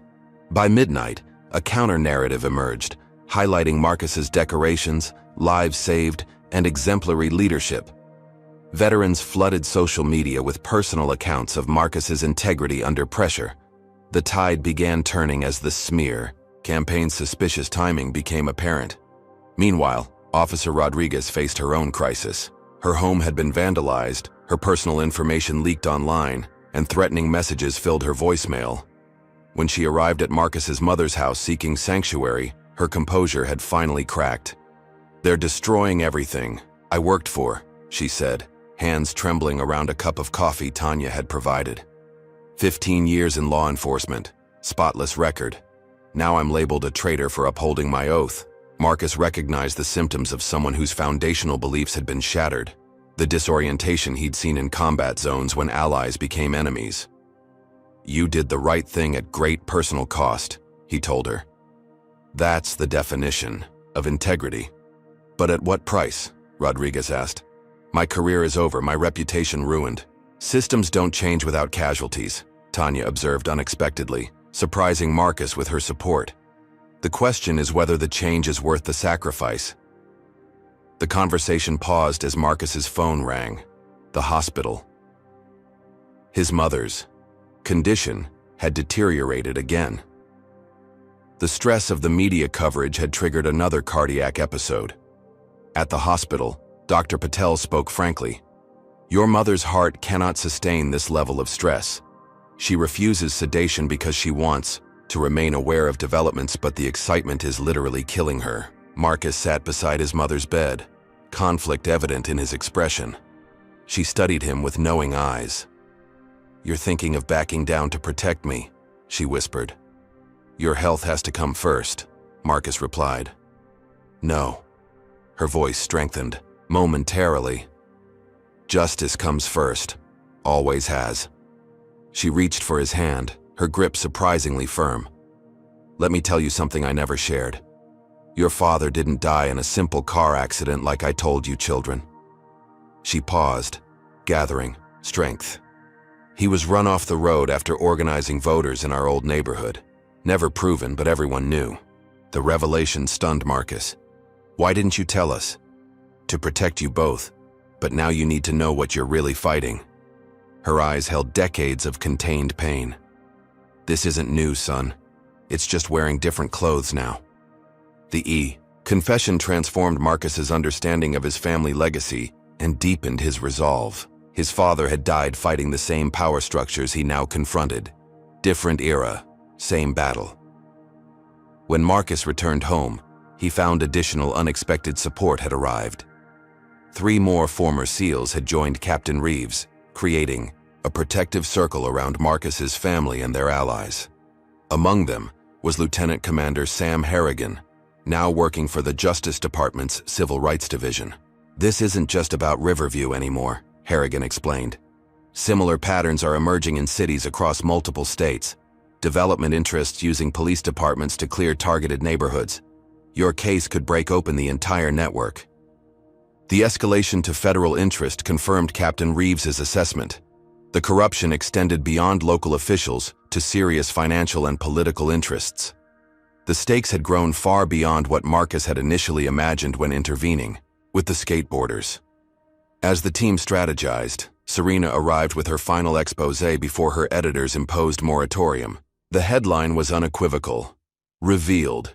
Mayor's family profits from police harassment in targeted neighborhoods. The article meticulously documented financial connections between Mayor Davidson's relatives and development companies purchasing properties in areas experiencing increased police activity. Most damning were internal emails discussing accelerated acquisition timelines once enforcement measures began in specific zones. They'll try to bury this, Serena warned. We've uploaded copies to multiple secure platforms and distributed advanced versions to national outlets. Once it breaks locally, it goes nationwide within hours. The publication was scheduled for morning, timing designed to catch opponents off guard and maximize impact before they could respond. But as Marcus reviewed the final draft, Tanya received an urgent call from the hospital. Their mother had suffered a major cardiac event. They needed to come immediately. The race to the hospital through late-night streets felt eternal. Marcus and Tanya arrived to find Dr. Patel waiting with the gravity of bad news in his expression. She's stabilized for now, he informed them. But her heart is failing. We've moved her to intensive care and can maintain her condition temporarily, but realistically we're looking at days, not weeks. The prognosis landed like physical impact. Despite knowing his mother's condition was terminal, Marcus had somehow believed there would be more time to resolve the community crisis, to reconnect his family, to say everything left unsaid. In the ICU, Elaine Washington lay surrounded by medical technology, her small frame diminished further by the imposing equipment sustaining her. Yet when her eyes opened to find her children beside her, they contained the same determination that had sustained her through decades of struggle. The story, she whispered. Did it publish? Tomorrow morning, Marcus assured her. She nodded, slightly. Good, they need to be exposed. Her breathing labored briefly before she continued. Promise me something. Anything, both siblings answered simultaneously. Don't let them use my death to silence you. Her gaze fixed on Marcus. They'll try. Don't let them. Marcus held her fragile hand, understanding her fear. His opponents would certainly attempt to frame his continued activism as disrespect to his dying mother, creating a false choice between family and community. I promise, he said solemnly. Throughout the night, Marcus and Tanya maintained vigil beside their mother, the hospital room becoming an island of suspended time, while outside, the machinery of both justice and obstruction continued working. At dawn, Serena's article published, immediately triggering the predicted firestorm. Mayor Davidson held an emergency press conference denouncing the libelous accusations and threatening legal action. Chief Wilson issued a statement defending departmental practices as standard law enforcement protocols unrelated to development patterns, but the carefully documented evidence withstood initial attempts at dismissal. National media picked up the story, placing Riverview under uncomfortable scrutiny. State officials announced a preliminary review of policing practices and zoning decisions. Marcus received this news in the hospital room, where his mother drifted between consciousness and sleep. When awake, she insisted on updates, drawing, strength from developments that validated her lifelong belief in accountability. "They're running scared now," she observed after hearing about the state inquiry. "When the powerful start defending themselves, you know the truth is gaining ground." Her wisdom, distilled through decades of witnessing community struggles, provided perspective that even Marcus's military strategic training hadn't fully developed, the long view of justice movements that measured progress across generations rather than battles. In the corridor outside, Marcus encountered an unexpected visitor. Officer Brennan, Keller's former partner, now alone and clearly uncomfortable in the hospital setting. "I'm not supposed to be here," Brennan admitted, "but I needed to say something." He hesitated before continuing. "What Keller did was wrong. What we've all been doing is wrong. I joined to protect people, not intimidate them." The confession surprised Marcus. "Are you willing to say that officially?" "I don't know," Brennan replied honestly. "I have a family, mortgage, kids in school, but I can't sleep anymore." He produced a thumb drive from his pocket. Patrol car footage from incidents where the dashboard camera supposedly malfunctioned. "Keller didn't know I kept backups." The evidence exchange was interrupted by Dr. Patel, emerging from his mother's room with urgent purpose. "She's asking for you both," he said to Marcus and Tanya. "Her condition is deteriorating rapidly." Inside the room, monitors displayed the weakening vital signs of a heart reaching its limits. Yet Elaine Washington's eyes remained alert, focused on her children with fierce love. "Listen carefully," she whispered. "The house, it stays in the community no matter what. Promise me." "Mom, we're not thinking about that now," Tanya began. "Promise me," Elaine insisted with surprising strength. "That house needs to serve the neighborhood. Make it happen." Marcus understood the deeper significance of her request. The family home represented resistance to displacement, the very issue at the heart of their community's struggle. "We promise," Marcus assured her. "The house will serve the community." Apparently satisfied, Elaine reached for both their hands, bringing her children together as her breathing grew more labored.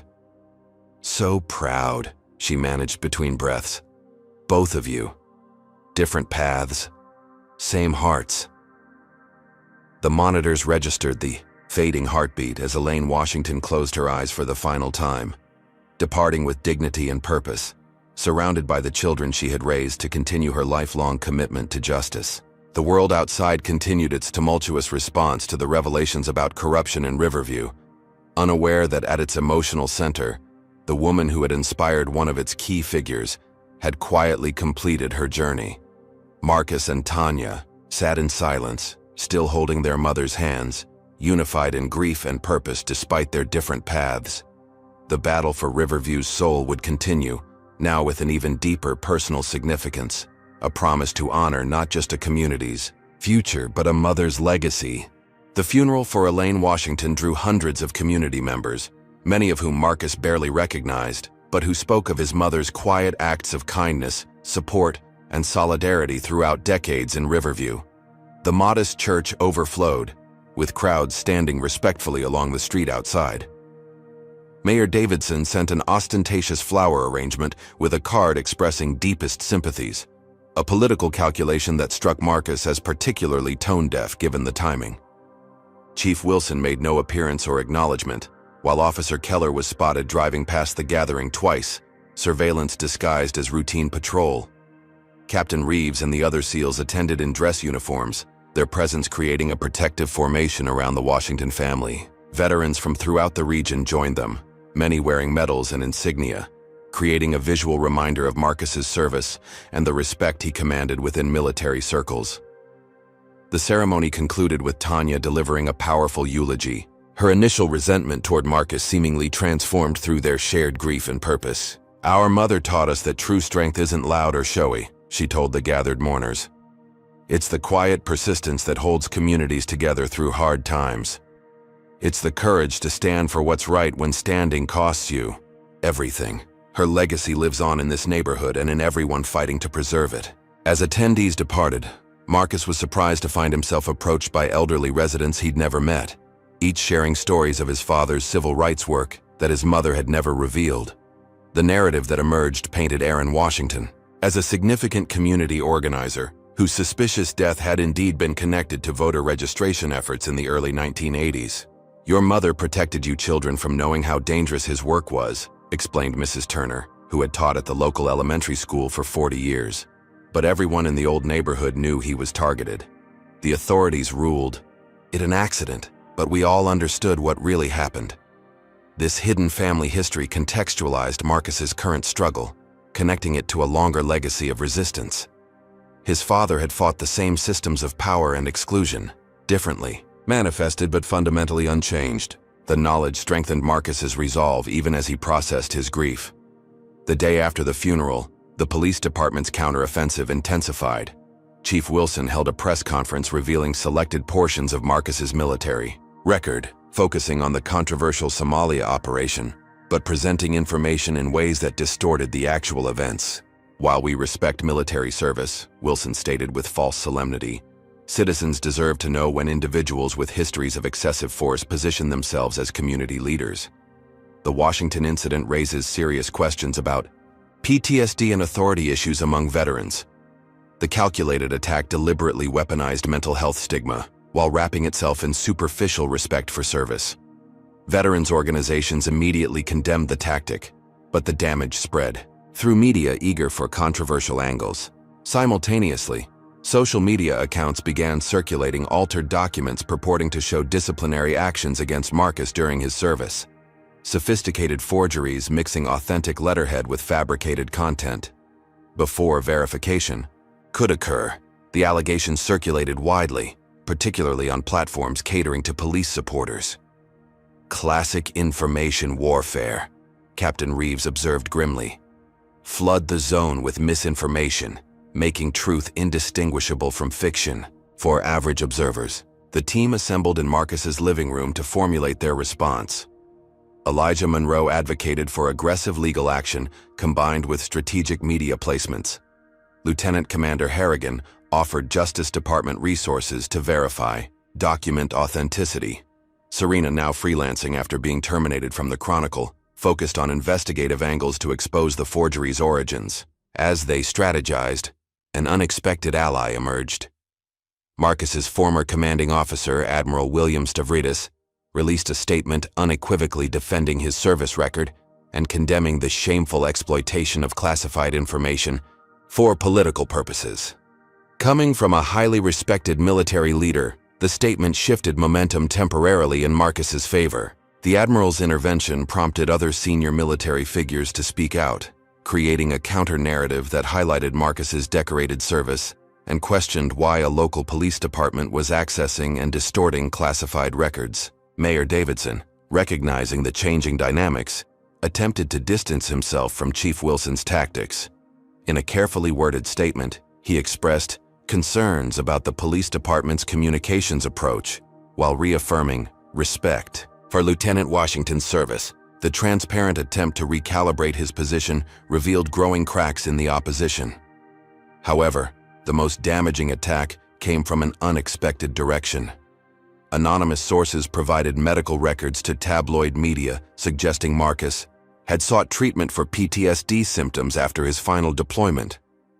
The private health information, illegally obtained and selectively edited, fed into harmful stereotypes about veterans' mental stability.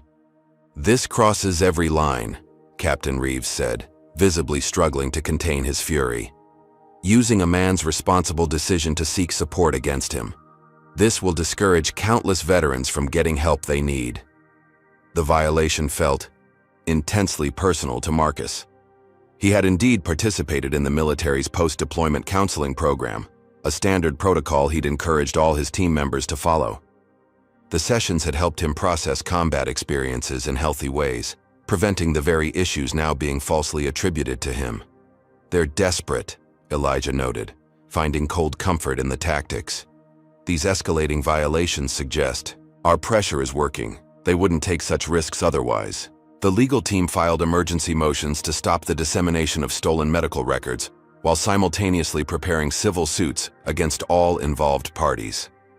the Veterans Affairs Department launched an investigation into the confidentiality breach, adding federal dimensions to the case. Throughout this onslaught, Marcus maintained the disciplined calm that had defined his military career, focusing on strategic objectives rather than emotional reactions. The approach frustrated opponents who had hoped to provoke impulsive responses that would validate their portrayal of him. "Your restraint is your most powerful weapon right now," Elijah counseled. "Every day you remain composed despite these attacks undermines their narrative about you." The community continued rallying around the Washington family. Volunteers maintained a constant presence at the house, bringing food, offering support, and creating an informal security system of watchful neighbors. What had begun as one man's stand against police harassment had evolved into a neighborhood's collective resistance to displacement and corruption. Then came the threatening call to Tanya's workplace. An anonymous male voice warned that her employment would be reconsidered if her brother continued his disruptive activities. Her supervisor reported unusual inquiries about her performance, record from individuals claiming to represent potential clients. "They're coming after my livelihood now," Tanya informed Marcus that evening, trying to create financial pressure since their other tactics aren't working. Rather than intimidating her, the threats had the opposite effect, burning away any remaining ambivalence about Marcus's activism. "Mom and Dad both paid prices for standing up," she noted with newfound determination. "Guess it's our generation's turn now." As personal attacks intensified, evidence continued mounting against the corruption network. Officer Rodriguez formally filed a whistleblower complaint with federal authorities, documenting the systematic targeting of specific neighborhoods. Officer Brennan, finding courage in Rodriguez's example, provided additional dashboard camera footage showing clear patterns of selective enforcement. Most significantly, Lieutenant Commander Harrigan's Justice Department team uncovered financial transactions linking Mayor Davidson directly to development companies, not just through family members as previously established. The paper trail revealed millions in concealed profits from properties acquired through the harassment strategy. "This is now officially a federal investigation," Harrigan informed Marcus. "Public corruption, civil rights violations, conspiracy, wire fraud, the works. Your local situation has helped expose a multi-state operation using similar tactics. The expansion to federal jurisdiction dramatically altered the power dynamics." Chief Wilson, recognizing his suddenly precarious position, attempted to contact Marcus through intermediaries, suggesting a mutually beneficial resolution if certain allegations were clarified. "He's looking to make a deal," Captain Reeves translated. "Rats abandoning the sinking ship." Marcus declined the overture, maintaining focus on systemic change rather than individual accommodations. The goal remained transforming Riverview's governance and policing, not negotiating compromises with corrupted officials. Officer Keller, increasingly isolated as colleagues distanced themselves, responded with escalating aggression. His patrols concentrated obsessively around the Washington Home and Community Center, where Marcus conducted rights education classes. The surveillance became so obvious that teenagers began documenting and posting it online, turning the intimidation attempt into public embarrassment. "Keller's becoming a liability to them," Serena observed after reviewing her sources' reports. "He's too personally invested in this confrontation. Wilson's trying to rein him in, but he's going rogue." The assessment proved prescient. That weekend, while Marcus was meeting with community members at the local recreation center, Officer Keller detained Marcus's sister Tanya for an alleged traffic violation. Unlike previous encounters, no witnesses were immediately present on the quiet side, street where he pulled her over. When Tanya called Marcus, her voice tight with controlled fear, he recognized the deliberate isolation tactic. "He's got me on Cypress Lane," she reported. "Says my registration is expired. It's not." Marcus immediately contacted Captain Reeves and Serena, who mobilized community response teams, groups of citizens trained to serve as witnesses during police encounters. Within minutes, 5 neighbors arrived at the scene, phones recording as Keller reluctantly concluded the stop with only a warning. The incident confirmed what Marcus had been teaching in his classes. Documentation and witnesses remained the most effective protection against abuse of authority. It also revealed Keller's deteriorating judgment as pressure mounted. That evening, as Marcus reviewed case materials with Elijah, Captain Reeves received intelligence from military contacts. Monitoring the situation, the information was disturbing. Communications had been intercepted suggesting a plan to plant evidence in the Washington home to discredit Marcus and potentially create grounds for criminal charges. "We need to move now," Reeves advised. "Secure the house, document everything, create an indisputable record of conditions before they make their move." The team worked through the night, installing security cameras, cataloging belongings, and establishing an unassailable timeline of home contents and conditions. Community volunteers maintained watch positions throughout the neighborhood, creating a defensive perimeter without appearing militarized. Marcus recognized the exhaustion in his sister's eyes as dawn approached. "You should get some rest," he suggested. "I've got this covered." "No," Tanya replied firmly. "We do this together. Mom would expect nothing less." Their shared resolve had become the unexpected silver lining of the crisis. Reconciliation through common purpose despite years of distance and unspoken resentments. They had become not just siblings again, but allies in a struggle larger than themselves. As morning broke, Serena arrived with crucial intelligence gleaned from a source within City Hall. Mayor Davidson had called an emergency closed meeting of key allies, recognizing that federal involvement had fundamentally changed their position. The discussion reportedly centered on damage control and potential sacrificial offerings to investigators. "They're turning on each other," Serena reported with grim satisfaction. "Davidson's team is collecting evidence against Wilson. Wilson's preparing to blame Keller, and everyone's trying to create distance from the development companies." The classic pattern of corrupted systems under pressure, unity dissolving into mutual recrimination and betrayal, had begun. Each participant now calculated individual survival odds rather than collective defense of their scheme. Marcus understood the tactical advantage this fragmentation created. Time to increase pressure. While they're disorganized, he decided. "We move forward with all legal filings immediately." Elijah filed the comprehensive federal civil rights lawsuit that afternoon, naming the city, police department, Mayor Davidson, Chief Wilson, Officer Keller, and multiple development companies as defendants. The detailed complaint laid out the entire conspiracy: targeted harassment, property devaluation, corrupt profiteering, and constitutional violations. The filings included evidence from Officer Rodriguez, dashboard camera footage from Officer Brennan, financial records from Serena's investigation, and testimony from dozens of community members documenting the systematic pattern of abuses. Within hours, national media descended on Riverview, transforming a local struggle into a prominent symbol of resistance against municipal corruption and discriminatory policing. Marcus, despite his natural inclination toward privacy, recognized the strategic value of the spotlight and agreed to limited interviews coordinated by Elijah's media team. The public attention created protective visibility that complicated any further attempts at intimidation or evidence planting.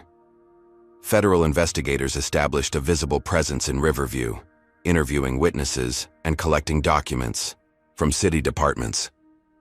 Mayor Davidson, attempting damage control, announced an independent review of police practices, a transparent attempt to preempt more serious intervention.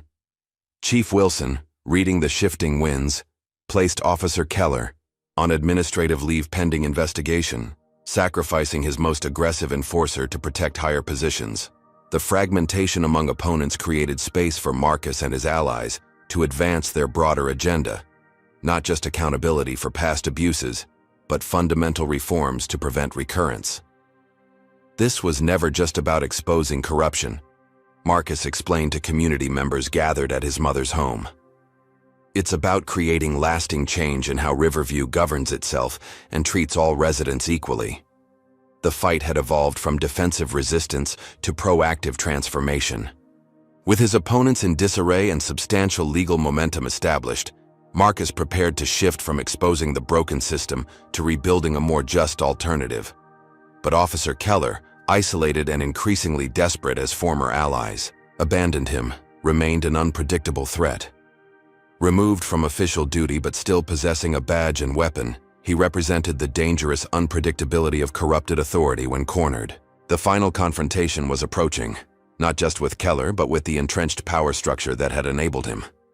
The system would not surrender without a final, potentially dangerous attempt to reassert control. The community center had become the heart of Riverview's resistance movement. Once a neglected municipal building with peeling paint and outdated facilities, it now hummed with purposeful activity. Volunteers coordinated legal support for residents facing eviction or harassment. Teenagers documented police activities through a sophisticated monitoring network. Elders shared civil rights movement experiences with younger activists. Most significantly, Marcus's training sessions had evolved from basic rights education to comprehensive community organizing, teaching residents to build sustainable power beyond the current crisis. Systems change when communities develop independent strength, Marcus explained to a packed room during a Saturday workshop. Legal victories matter, but lasting transformation requires organized people maintaining constant pressure.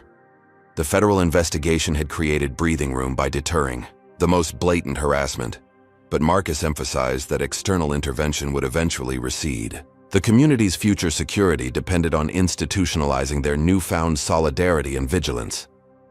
As the session concluded, Michael approached with concern in his expression. "Police activity increasing around the perimeter," he reported, quietly. "Multiple units, including Keller in his personal vehicle." Despite being on administrative leave pending investigation, Officer Keller had maintained an ominous presence in Riverview, frequently observed driving slowly past community gatherings.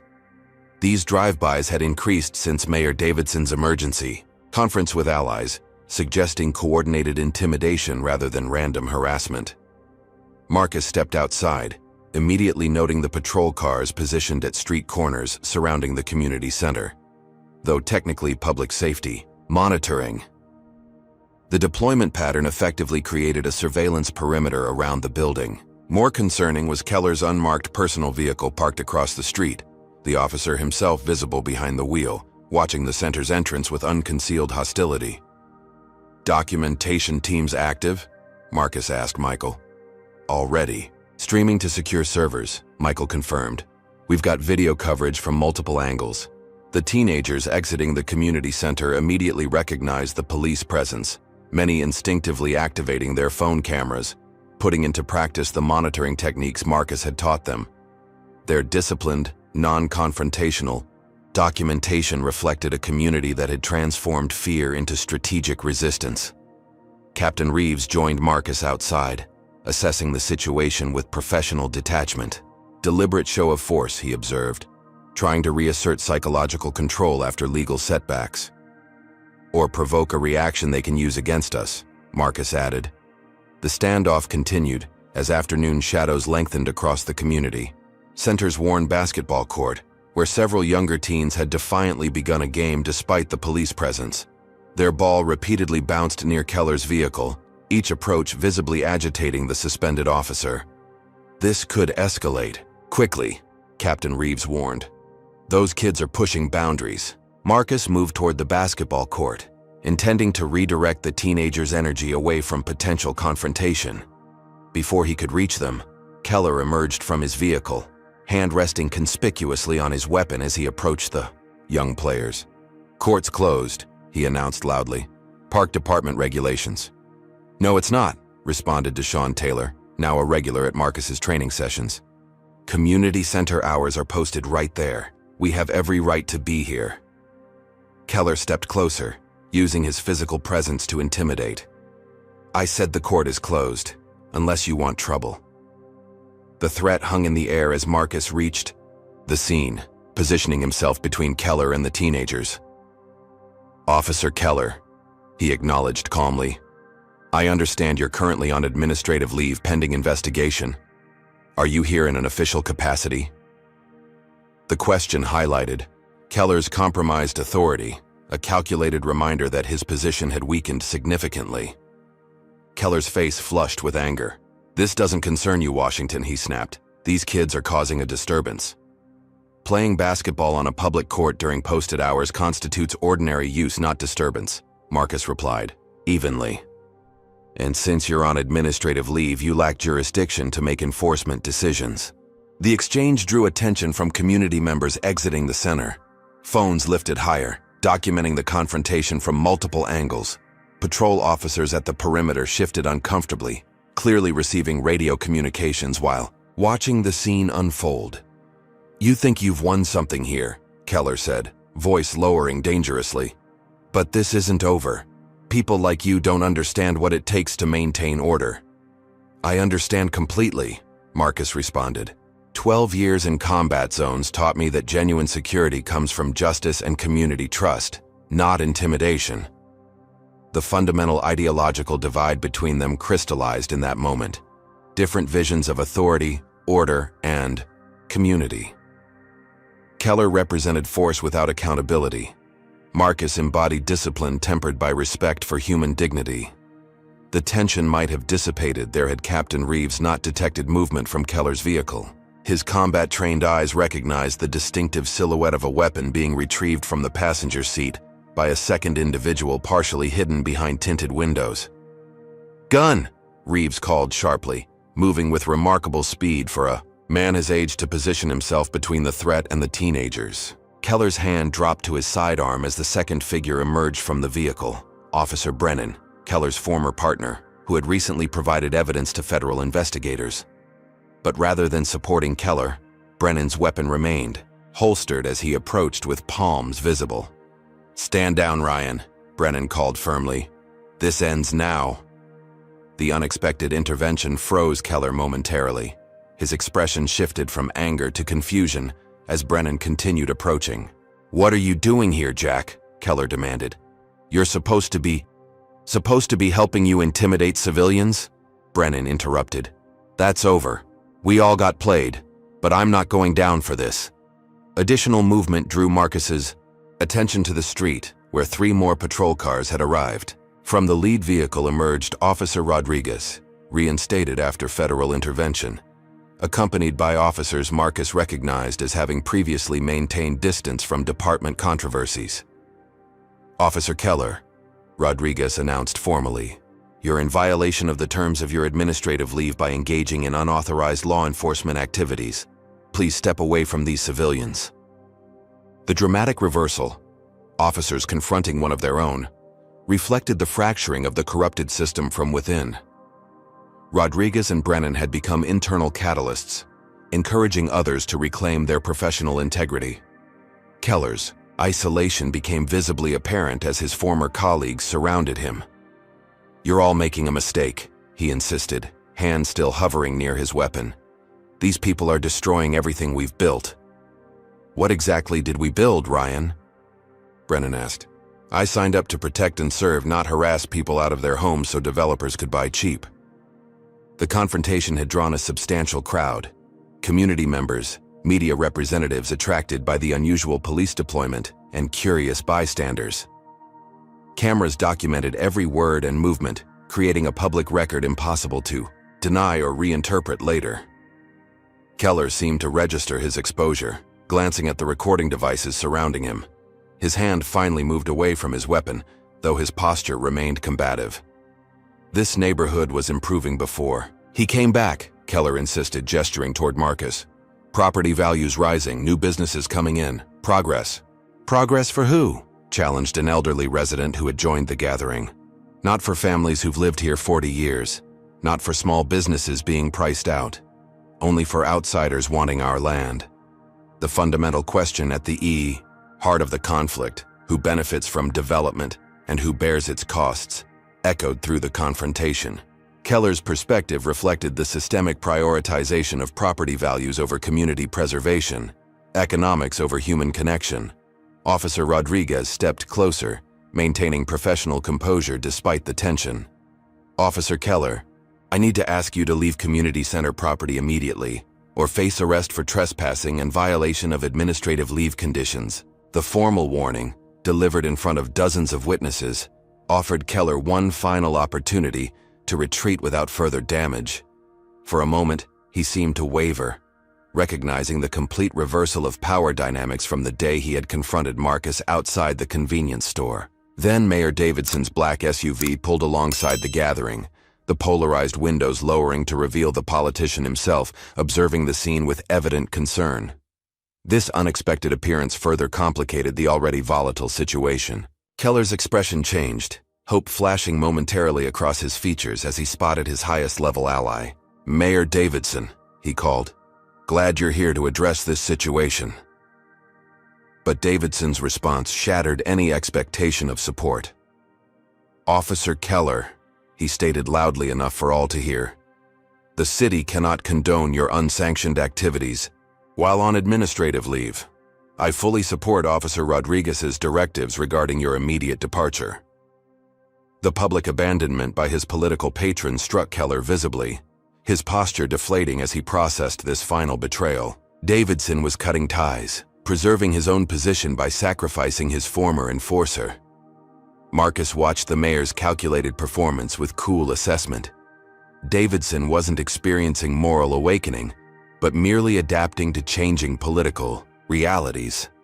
Federal investigation had altered his risk calculations, making Keller a liability rather than an asset. "You promised to have my back," Keller said, addressing the mayor directly. His voice carried clearly across the hushed crowd. "You said we were cleaning up the neighborhood according to plan." The admission sent visible panic across Davidson's face. "Officer Keller is clearly distressed and making unfounded allegations," he announced to the recording devices. "The city has never authorized targeted enforcement or harassment." "That's not what you said at the golf club," Keller continued, restraint crumbling as he recognized his sacrificial role. "You specifically identified properties for enhanced attention. Your brother-in-law's development company had the inside track on all of them." The mayor's driver accelerated suddenly, the SUV pulling away, as Davidson realized the danger of Keller's public unraveling. But the damage was done. The officers' statements had been recorded by dozens of devices, creating undeniable evidence of mayoral involvement. With his political protection evaporated, Keller seemed to grasp the complete collapse of his position. Desperation replaced calculation in his expression as he turned back toward Marcus. "You did this," he accused, voice breaking. "You turned everyone against me when I was just doing my job." "Your job was to protect and serve all citizens equally," Marcus replied calmly, "not to terrorize specific neighborhoods for political and financial gain." The simple truth seemed to finally penetrate Keller's defensive barrier. His shoulders slumped as the full weight of his actions and their consequences settled upon him. Years of rationalization collapsed under public exposure. "I didn't start this," he said more quietly now. "The targeting was already happening when I transferred here. They recruited me because I'd get results where others were too soft. Wilson showed me the map, red zones where we needed to increase presence. It came from the top."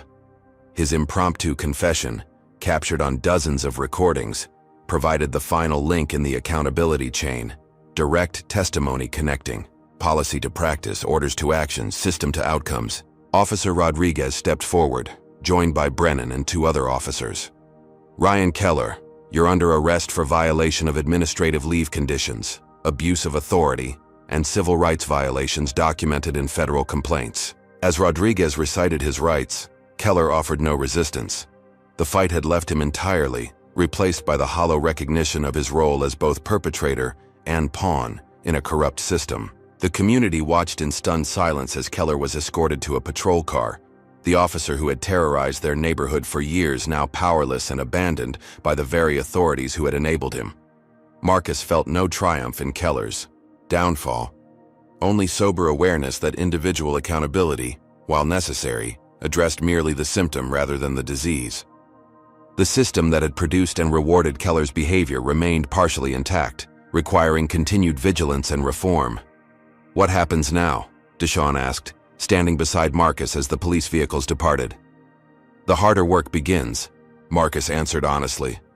"Changing policies, rebuilding community trust, creating accountability structures that last beyond any single case or confrontation." The dramatic public rupture within Riverview's power structure marked a critical turning point. but Marcus understood that moments of crisis created both opportunity and vulnerability. The space cleared by collapsing corruption could be filled by either transformative justice or new forms of exploitation. As the crowd dispersed, Captain Reeves approached with Lieutenant Commander Harrigan, whose Justice Department role had expanded as the federal investigation uncovered wider patterns of municipal corruption. "Davidson's finished," Harrigan reported. "Keller's public statements give us grounds for immediate warrants on conspiracy charges. Chief Wilson's already negotiating through his attorney, offering evidence against the mayor and developers in exchange for consideration." The systematic unraveling had accelerated beyond their most optimistic projections. What had begun as Marcus's individual stand against Officer Keller's harassment had catalyzed a comprehensive exposure of corruption throughout Riverview's governance. The State Attorney General's office is sending a team to assess interim leadership needs for both the police department and city administration, Harrigan continued. They're requesting your input on community representatives for the Transition Oversight Committee.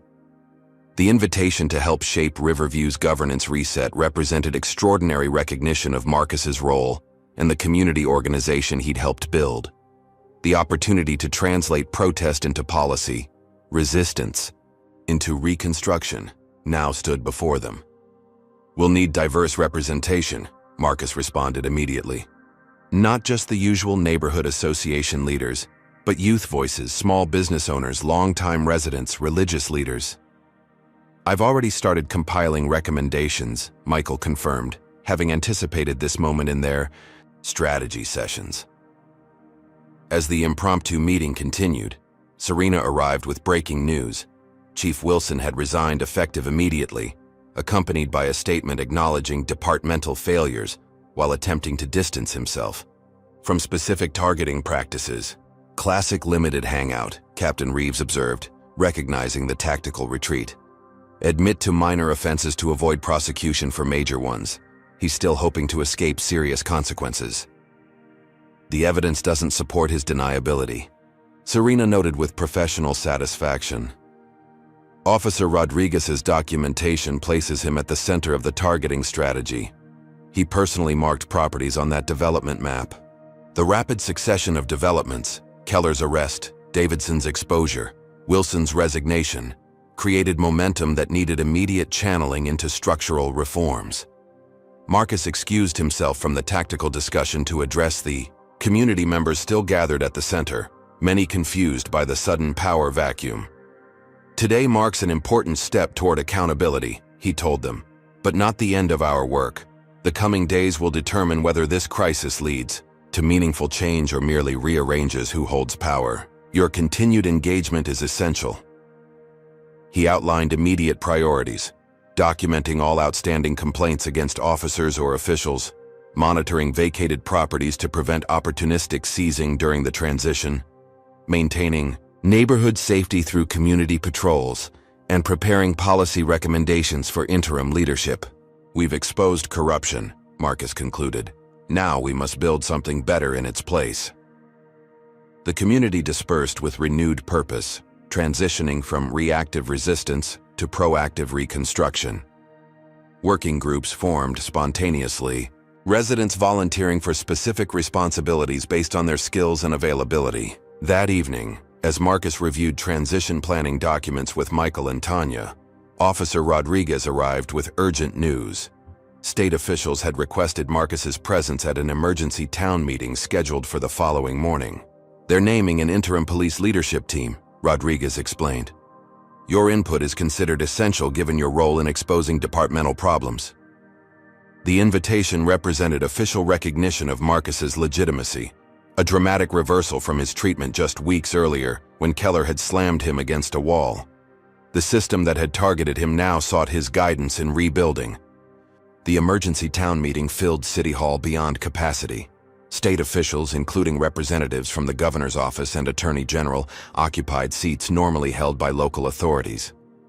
Mayor Davidson was conspicuously absent, having been taken into custody hours earlier on corruption charges. After preliminary statements outlining the state's emergency intervention authority, the senior official, a stern woman named Director Campbell, addressed Marcus directly.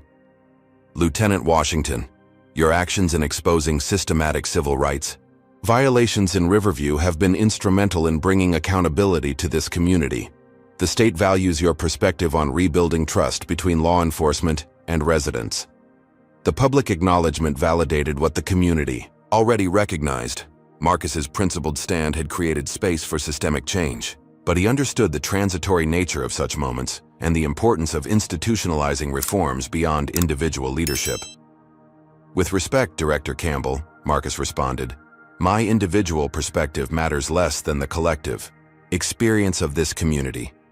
Any rebuilding process must center the voices of those most affected by past abuses." He proceeded to outline key priorities identified through community meetings: civilian oversight with actual disciplinary authority, transparent complaint processes, recruitment focused on community connection rather than paramilitary approaches, and reallocation of resources toward preventative services rather than punitive enforcement.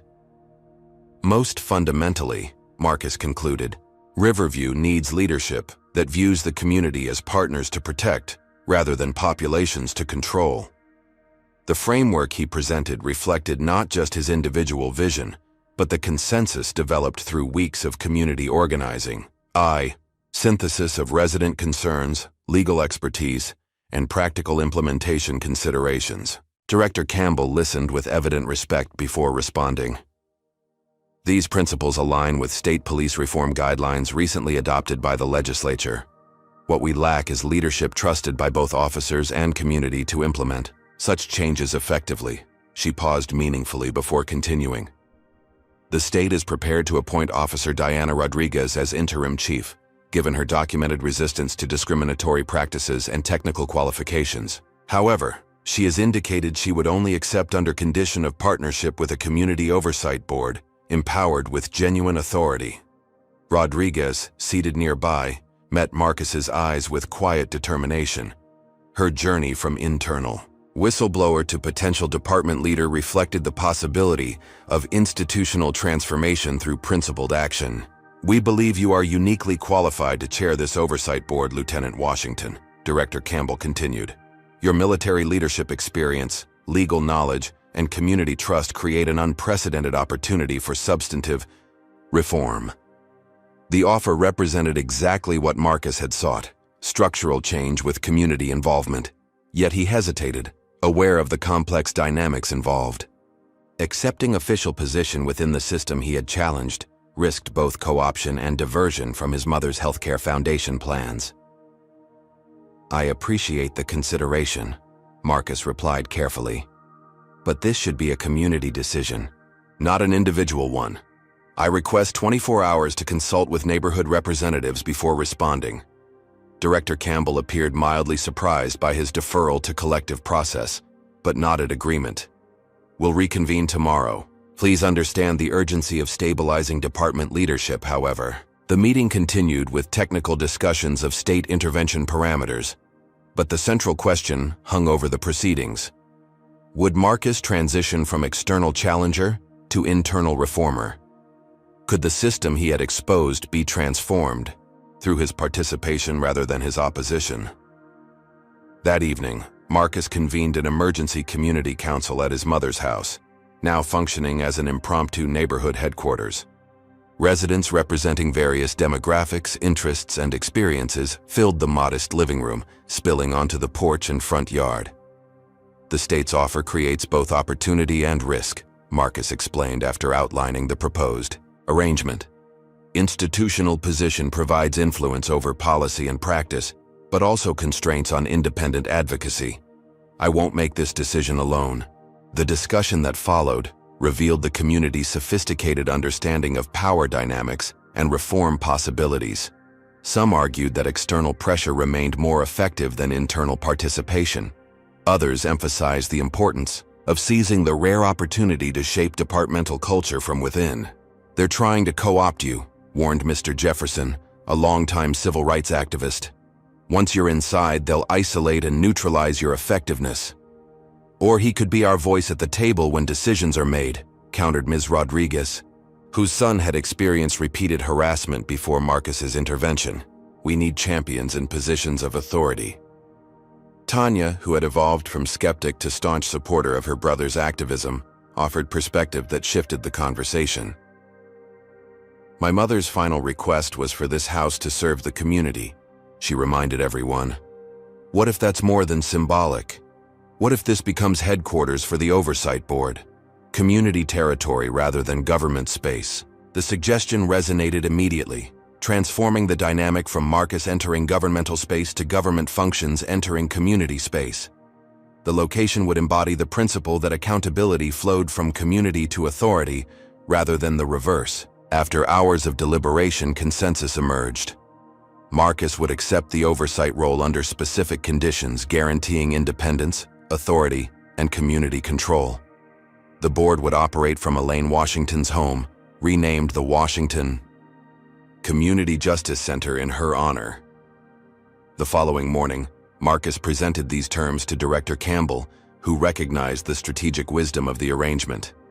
Rather than appearing as an individual absorbed into the system, Marcus would serve as conduit for community authority entering governmental process, a fundamental reorientation of power relationships. With agreement reached, the transformation of Riverview's governance began in earnest. Officer Rodriguez was appointed interim chief with a mandate to implement comprehensive departmental reforms. The Oversight Board, chaired by Marcus but composed primarily of community representatives, received unprecedented authority to review policies, investigate complaints, and recommend disciplinary actions. Mayor Davidson and Chief Wilson faced multiple charges related to corruption, civil rights violations, and conspiracy. Officer Keller, recognized as both perpetrator and symptom of the broader system, entered a cooperation agreement providing evidence against higher officials in exchange for consideration in his own case. Perhaps most significantly, the development schemes targeting black neighborhoods were halted pending comprehensive review. Properties already acquired through questionable practices were placed in a community land trust, ensuring future development would benefit existing residents rather than displacing them. The Washington family home, as Tanya had proposed, became the physical embodiment of community-centered justice, a space where residents could file complaints, participate in policy development, and hold officials accountable without intimidation. What had begun as a personal conflict between Marcus and Officer Keller had catalyzed fundamental restructuring of Riverview's power relationships. Yet Marcus harbored no illusions about the fragility of their progress. Corruption adapted to resistance, often reconstituting itself in more sophisticated forms. The foundations being laid could easily erode without constant vigilance and engagement. As he stood on his mother's porch, now the entrance to the Washington Community Justice Center, watching residents arrive for the Oversight Board's first official meeting, Marcus reflected on the journey from individual confrontation to collective transformation. The true victory wasn't in defeating specific officials, but in awakening community power. The greatest protection against future corruption lay not in particular policies, but in the sustained organization of residents determined to maintain control over their neighborhood's destiny. Riverview's future remained unwritten, but for the first time in generations, the authors of that future would include those who called it home. 1 year after Officer Keller slammed Marcus Washington against a wall, while phone cameras captured everything, Riverview had undergone transformation that few residents could have imagined possible. The anniversary coincided with the official dedication of the Washington Community Justice Center, formerly Elaine Washington's modest family home, now expanded into a hub for neighborhood governance and citizen oversight. The crowds gathering for the ceremony reflected Riverview's diversity: elderly residents who had witnessed decades of struggle, young activists whose political consciousness had awakened during the crisis, business owners finding sustainable models compatible with community preservation, and municipal employees embracing new approaches to public service. Marcus stood slightly apart from the podium, observing with quiet satisfaction. The center represented fulfillment of his promise to his mother, transforming her home into a lasting resource for the community she had loved. More fundamentally, it institutionalized the principle that citizen oversight of governance wasn't exceptional intervention, but normal democratic practice. "Quite a distance from that day at the convenience store," remarked Captain Reeves, joining Marcus on the periphery of the gathering. Now retired from active duty, Reeves had become a regular advisor to the Oversight Board, lending his organizational expertise to building sustainable community structures. A journey none of us anticipated, Marcus agreed, scanning the assembled crowd. Former adversaries now worked alongside longtime advocates, Officer Brennan coordinating community policing initiatives, Officer Rodriguez implementing departmental reforms as permanent chief, state officials consulting neighborhood representatives on policy development. The most profound changes weren't visible in the ceremonial gathering, but embedded in daily practices throughout Riverview. Traffic stops had decreased by 60%, while actual crime reporting and clearance rates improved. Response times equalized across neighborhoods regardless of demographic composition. Officer recruitment now prioritized community connection over paramilitary credentials. Beyond policing, municipal governance had reoriented toward inclusion and transparency. Development decisions required meaningful resident participation rather than perfunctory hearings. Infrastructure investments distributed equitably across neighborhoods. Property taxation structured to prevent displacement of longtime residents despite increasing values. These concrete reforms resulted directly from the accountability crisis triggered by Marcus's confrontation with Officer Keller, a moment captured on video that crystallized long-standing patterns into undeniable evidence. The corruption exposed had created space for reimagining governance rather than merely replacing personnel.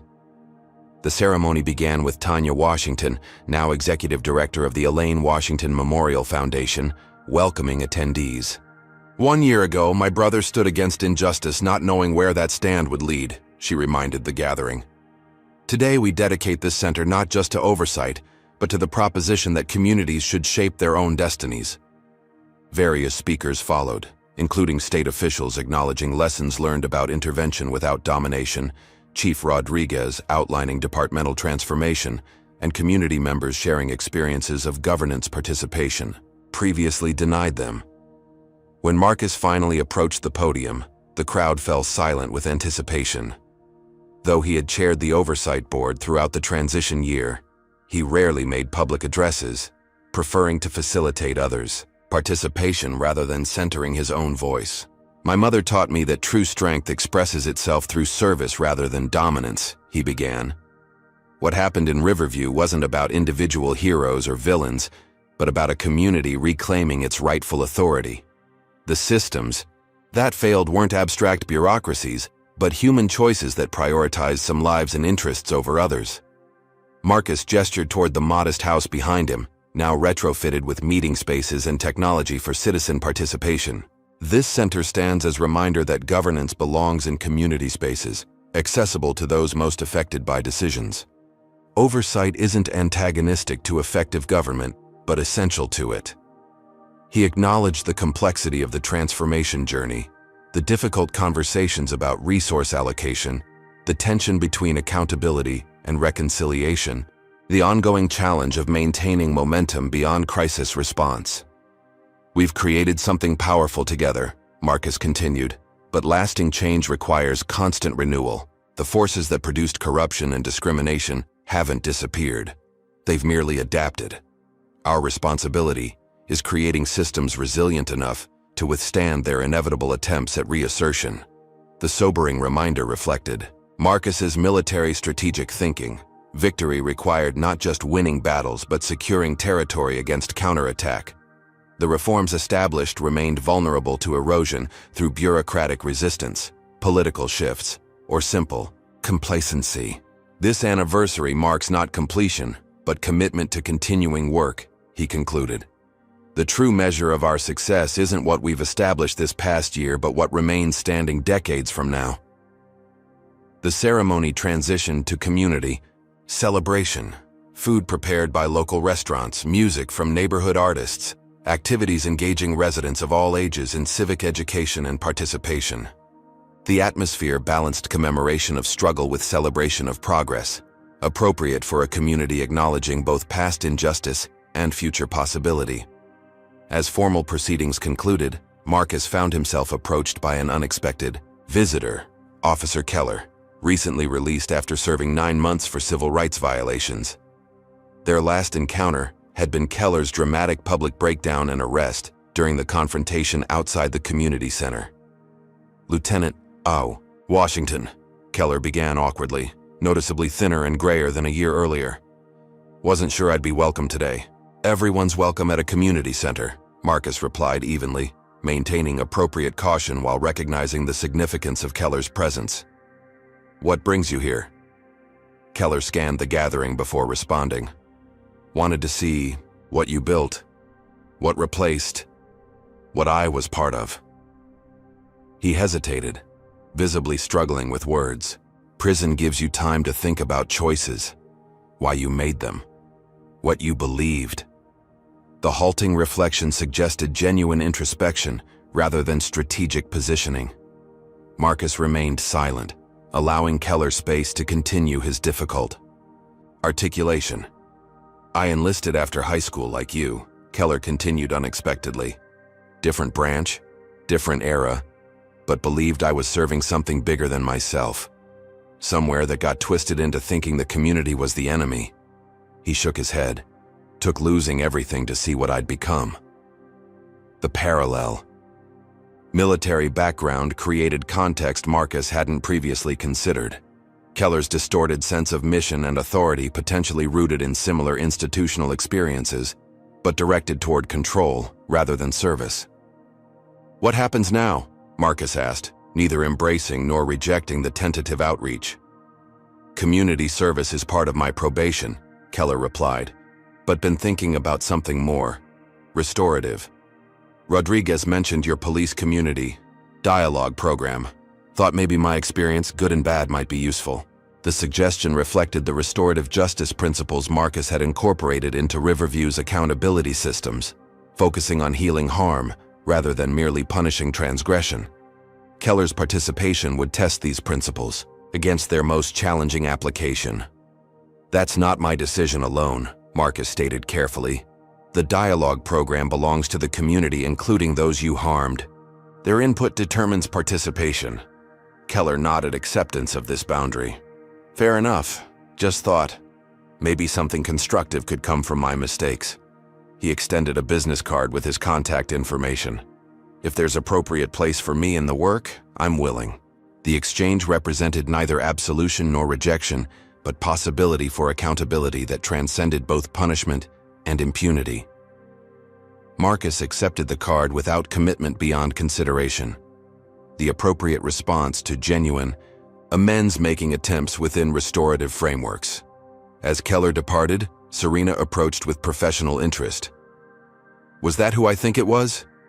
Unexpected development, Marcus confirmed. Seems prison provided perspective his police training didn't.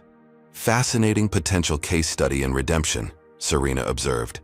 Her investigative work had expanded from exposing corruption to documenting transformation processes, creating blueprint for other communities facing similar challenges.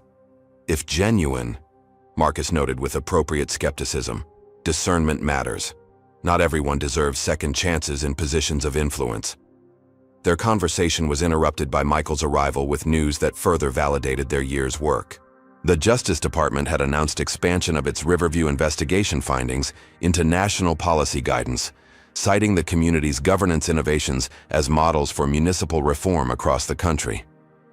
They're specifically highlighting the Washington Community Justice Center as an organizational template, Michael reported with evident satisfaction. Adaptive civilian oversight integrated with government functions while maintaining independence. The national recognition affirmed what Riverview residents already understood. Their local struggle had implications far beyond municipal boundaries. The systems they challenged existed nationwide, making their successful reform strategies valuable resources for communities everywhere. As the celebration continued into evening, Marcus found moment for quiet reflection on his mother's porch, now the entryway to the center bearing her name. The journey from that first confrontation with Officer Keller to this transformation of community governance had unfolded through collective action rather than individual heroism. His military training had prepared him to maintain composure under pressure, but the community's courage had created the movement. His legal knowledge had framed strategic options, but residents' testimonies had provided the evidence. His leadership had helped coordinate resistance, but neighborhood solidarity had sustained the struggle. Marcus's phone chimed with notification from his broader network of justice advocates, another community facing similar challenges seeking guidance from Riverview's experience. Such requests had become frequent as word spread about their successful transformation model. The message included video of police harassment in a neighborhood targeted for gentrification 2 states away, the familiar pattern repeating in another context. The community sought Riverview's assistance developing response strategies and building oversight structures before conditions deteriorated further. Marcus recognized both opportunity and obligation in these expanding connections. Riverview's experience provided valuable template for resistance and reconstruction, potentially saving other communities years of struggle through shared knowledge and strategies. The emerging network reflected broader awakening to systemic patterns rather than isolated incidents, communities recognizing their local struggles as connected through common mechanisms of displacement and control. Knowledge sharing across these contexts created force multiplier effect against previously insulated power structures. As Marcus contemplated appropriate response to this latest outreach, Tanya joined him on the porch. "Another community needs guidance?" she asked, recognizing his expression. "Similar situation to where we started," Marcus confirmed. "Early-stage displacement targeting, police as enforcement mechanism." Tanya considered this thoughtfully. "Mom would say our experience obligates us to help others navigate their struggles. You're channeling her wisdom more every day," Marcus observed, appreciating his sister's growth into community leadership role that complemented his own contributions. "Someone needs to," Tanya smiled. "You're getting federal government attention. Now, just got word they want you to testify before Congress about community-centered policing models." The invitation represented unprecedented platform for elevating Riverview's innovations to national policy level, potential to influence legislation, affecting communities nationwide. More significantly, it validated the approach of citizen oversight as legitimate governance model rather than temporary intervention. "We'll need to prepare comprehensive documentation," Marcus noted, already thinking strategically about maximizing the opportunity. Statistics on outcome improvements, cost-benefit analyses, implementation guidelines. "Already assembling the team," Tanya assured him. "Everyone understands the stakes." The conversation paused as they observed the gathering below, the community celebrating not just what they had overcome, but what they had created. Children played safely in spaces previously avoided due to harassment concerns. Elderly residents engaged with officials as equals rather than supplicants. Young activists learned governance skills through meaningful participation rather than mere observation. "Do you ever miss it?" Tanya asked unexpectedly. "The military, the structure, the clarity of purpose." Marcus considered the question seriously. "Sometimes.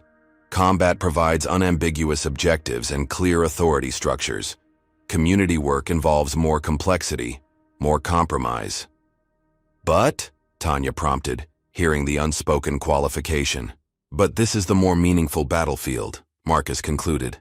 "The work that makes other sacrifices worthwhile. What point defending freedom abroad if we don't build justice at home?" The perspective reflected his evolved understanding of service, from warrior defending American ideals to citizen manifesting those ideals through community governance. The skills transferred directly: strategic thinking, disciplined execution, team building, but applied toward constructing rather than destroying. As night fell over Riverview, the celebration transitioned to planning session for upcoming congressional testimony. Community members gathered inside the Washington Community Justice Center, preparing to share their transformation journey with national audience. The modest living room where Marcus had once comforted his dying mother now hosted residents developing policy recommendations that could impact communities nationwide. Marcus surveyed the scene with profound gratitude, not for personal recognition, but for collective victory against seemingly insurmountable odds. The confrontation captured on video had catalyzed not just accountability for individual misconduct, but reimagining of governance itself. Tomorrow, he would board a plane to Washington, D.C., carrying Riverview's experience to national policymakers. He would wear both his Navy SEAL service pins and the community justice emblem designed by neighborhood youth, dual symbols of his complementary commitments to country and community. In his prepared testimony rested the essential lesson of Riverview's transformation. True patriotism manifests not just in defending what exists, but in the courage to improve what falls short of America's ideals. The most important battles for democracy occur not on foreign soil, but in neighborhoods where citizens assert their rightful authority over the systems governing their lives. As Marcus joined the planning session, he carried his mother's wisdom, his father's legacy, and the collective power of a community that had transformed crisis into opportunity. The journey from that wall where Officer Keller had slammed him to this moment of national influence demonstrated what determined citizens could accomplish against even the most entrenched corruption. Riverview's struggle continued. Transformation remained vulnerable to reversal without constant vigilance. But the foundation laid would support generations of community-centered governance. The systems Marcus and his neighbors had built provided infrastructure for sustainable justice rather than merely temporary relief. In that achievement rested the answer to the question implicit in our opening hook: what Marcus Washington did. Next, after phone cameras captured his confrontation with Officer Keller, was help transform not just a viral incident into a movement, but a movement into lasting structural change. And that transformation would indeed change America forever. Marcus Washington's story teaches us that true change requires more than individual courage. It demands community solidarity and strategic action. When faced with systemic racism and corruption, Marcus didn't rely solely on his military training or personal strength. He built coalitions, documented abuses, and created sustainable structures for accountability. The most powerful lesson is that lasting transformation happens when we move beyond exposing injustice to actually building better systems. Marcus didn't stop at confronting Officer Keller or exposing Mayor Davidson's corruption. He helped establish the Washington Community Justice Center to institutionalize community oversight and participation. His journey also reveals that those with privilege or specialized training have a responsibility to use their advantages in service to community. Marcus's military background gave him tools to remain calm under pressure and think strategically, but he consistently centered community voices rather than positioning himself as a savior. Perhaps most importantly, the story reminds us that justice work is intergenerational. Marcus honored his parents' legacy while creating new possibilities for Riverview's future generations. True patriotism isn't blind defense of flawed systems, but the courageous work of helping America live up to its highest ideals of equality and justice for all. Have you ever witnessed injustice in your community? Would you have the courage to stand up like Marcus Washington, even when facing powerful opposition? I'd love to hear your thoughts in the comments section below. If this story of transformation, in the face of racism and corruption, inspired you, please hit that like button and subscribe to our channel for more powerful stories about everyday heroes making extraordinary change. These aren't just stories, they're blueprints for how we can all participate in creating more just communities. Share this video with someone who needs encouragement in their own fight against discrimination, or anyone who might be losing faith that real change is possible. One person standing firm against injustice can inspire a movement, and movements can transform systems. Thank you for being part of our community that believes in the possibility of justice and the power of ordinary people to create extraordinary change. Until next time, remember that the most important battles for our future happen not on distant battlefields, but in our own neighborhoods.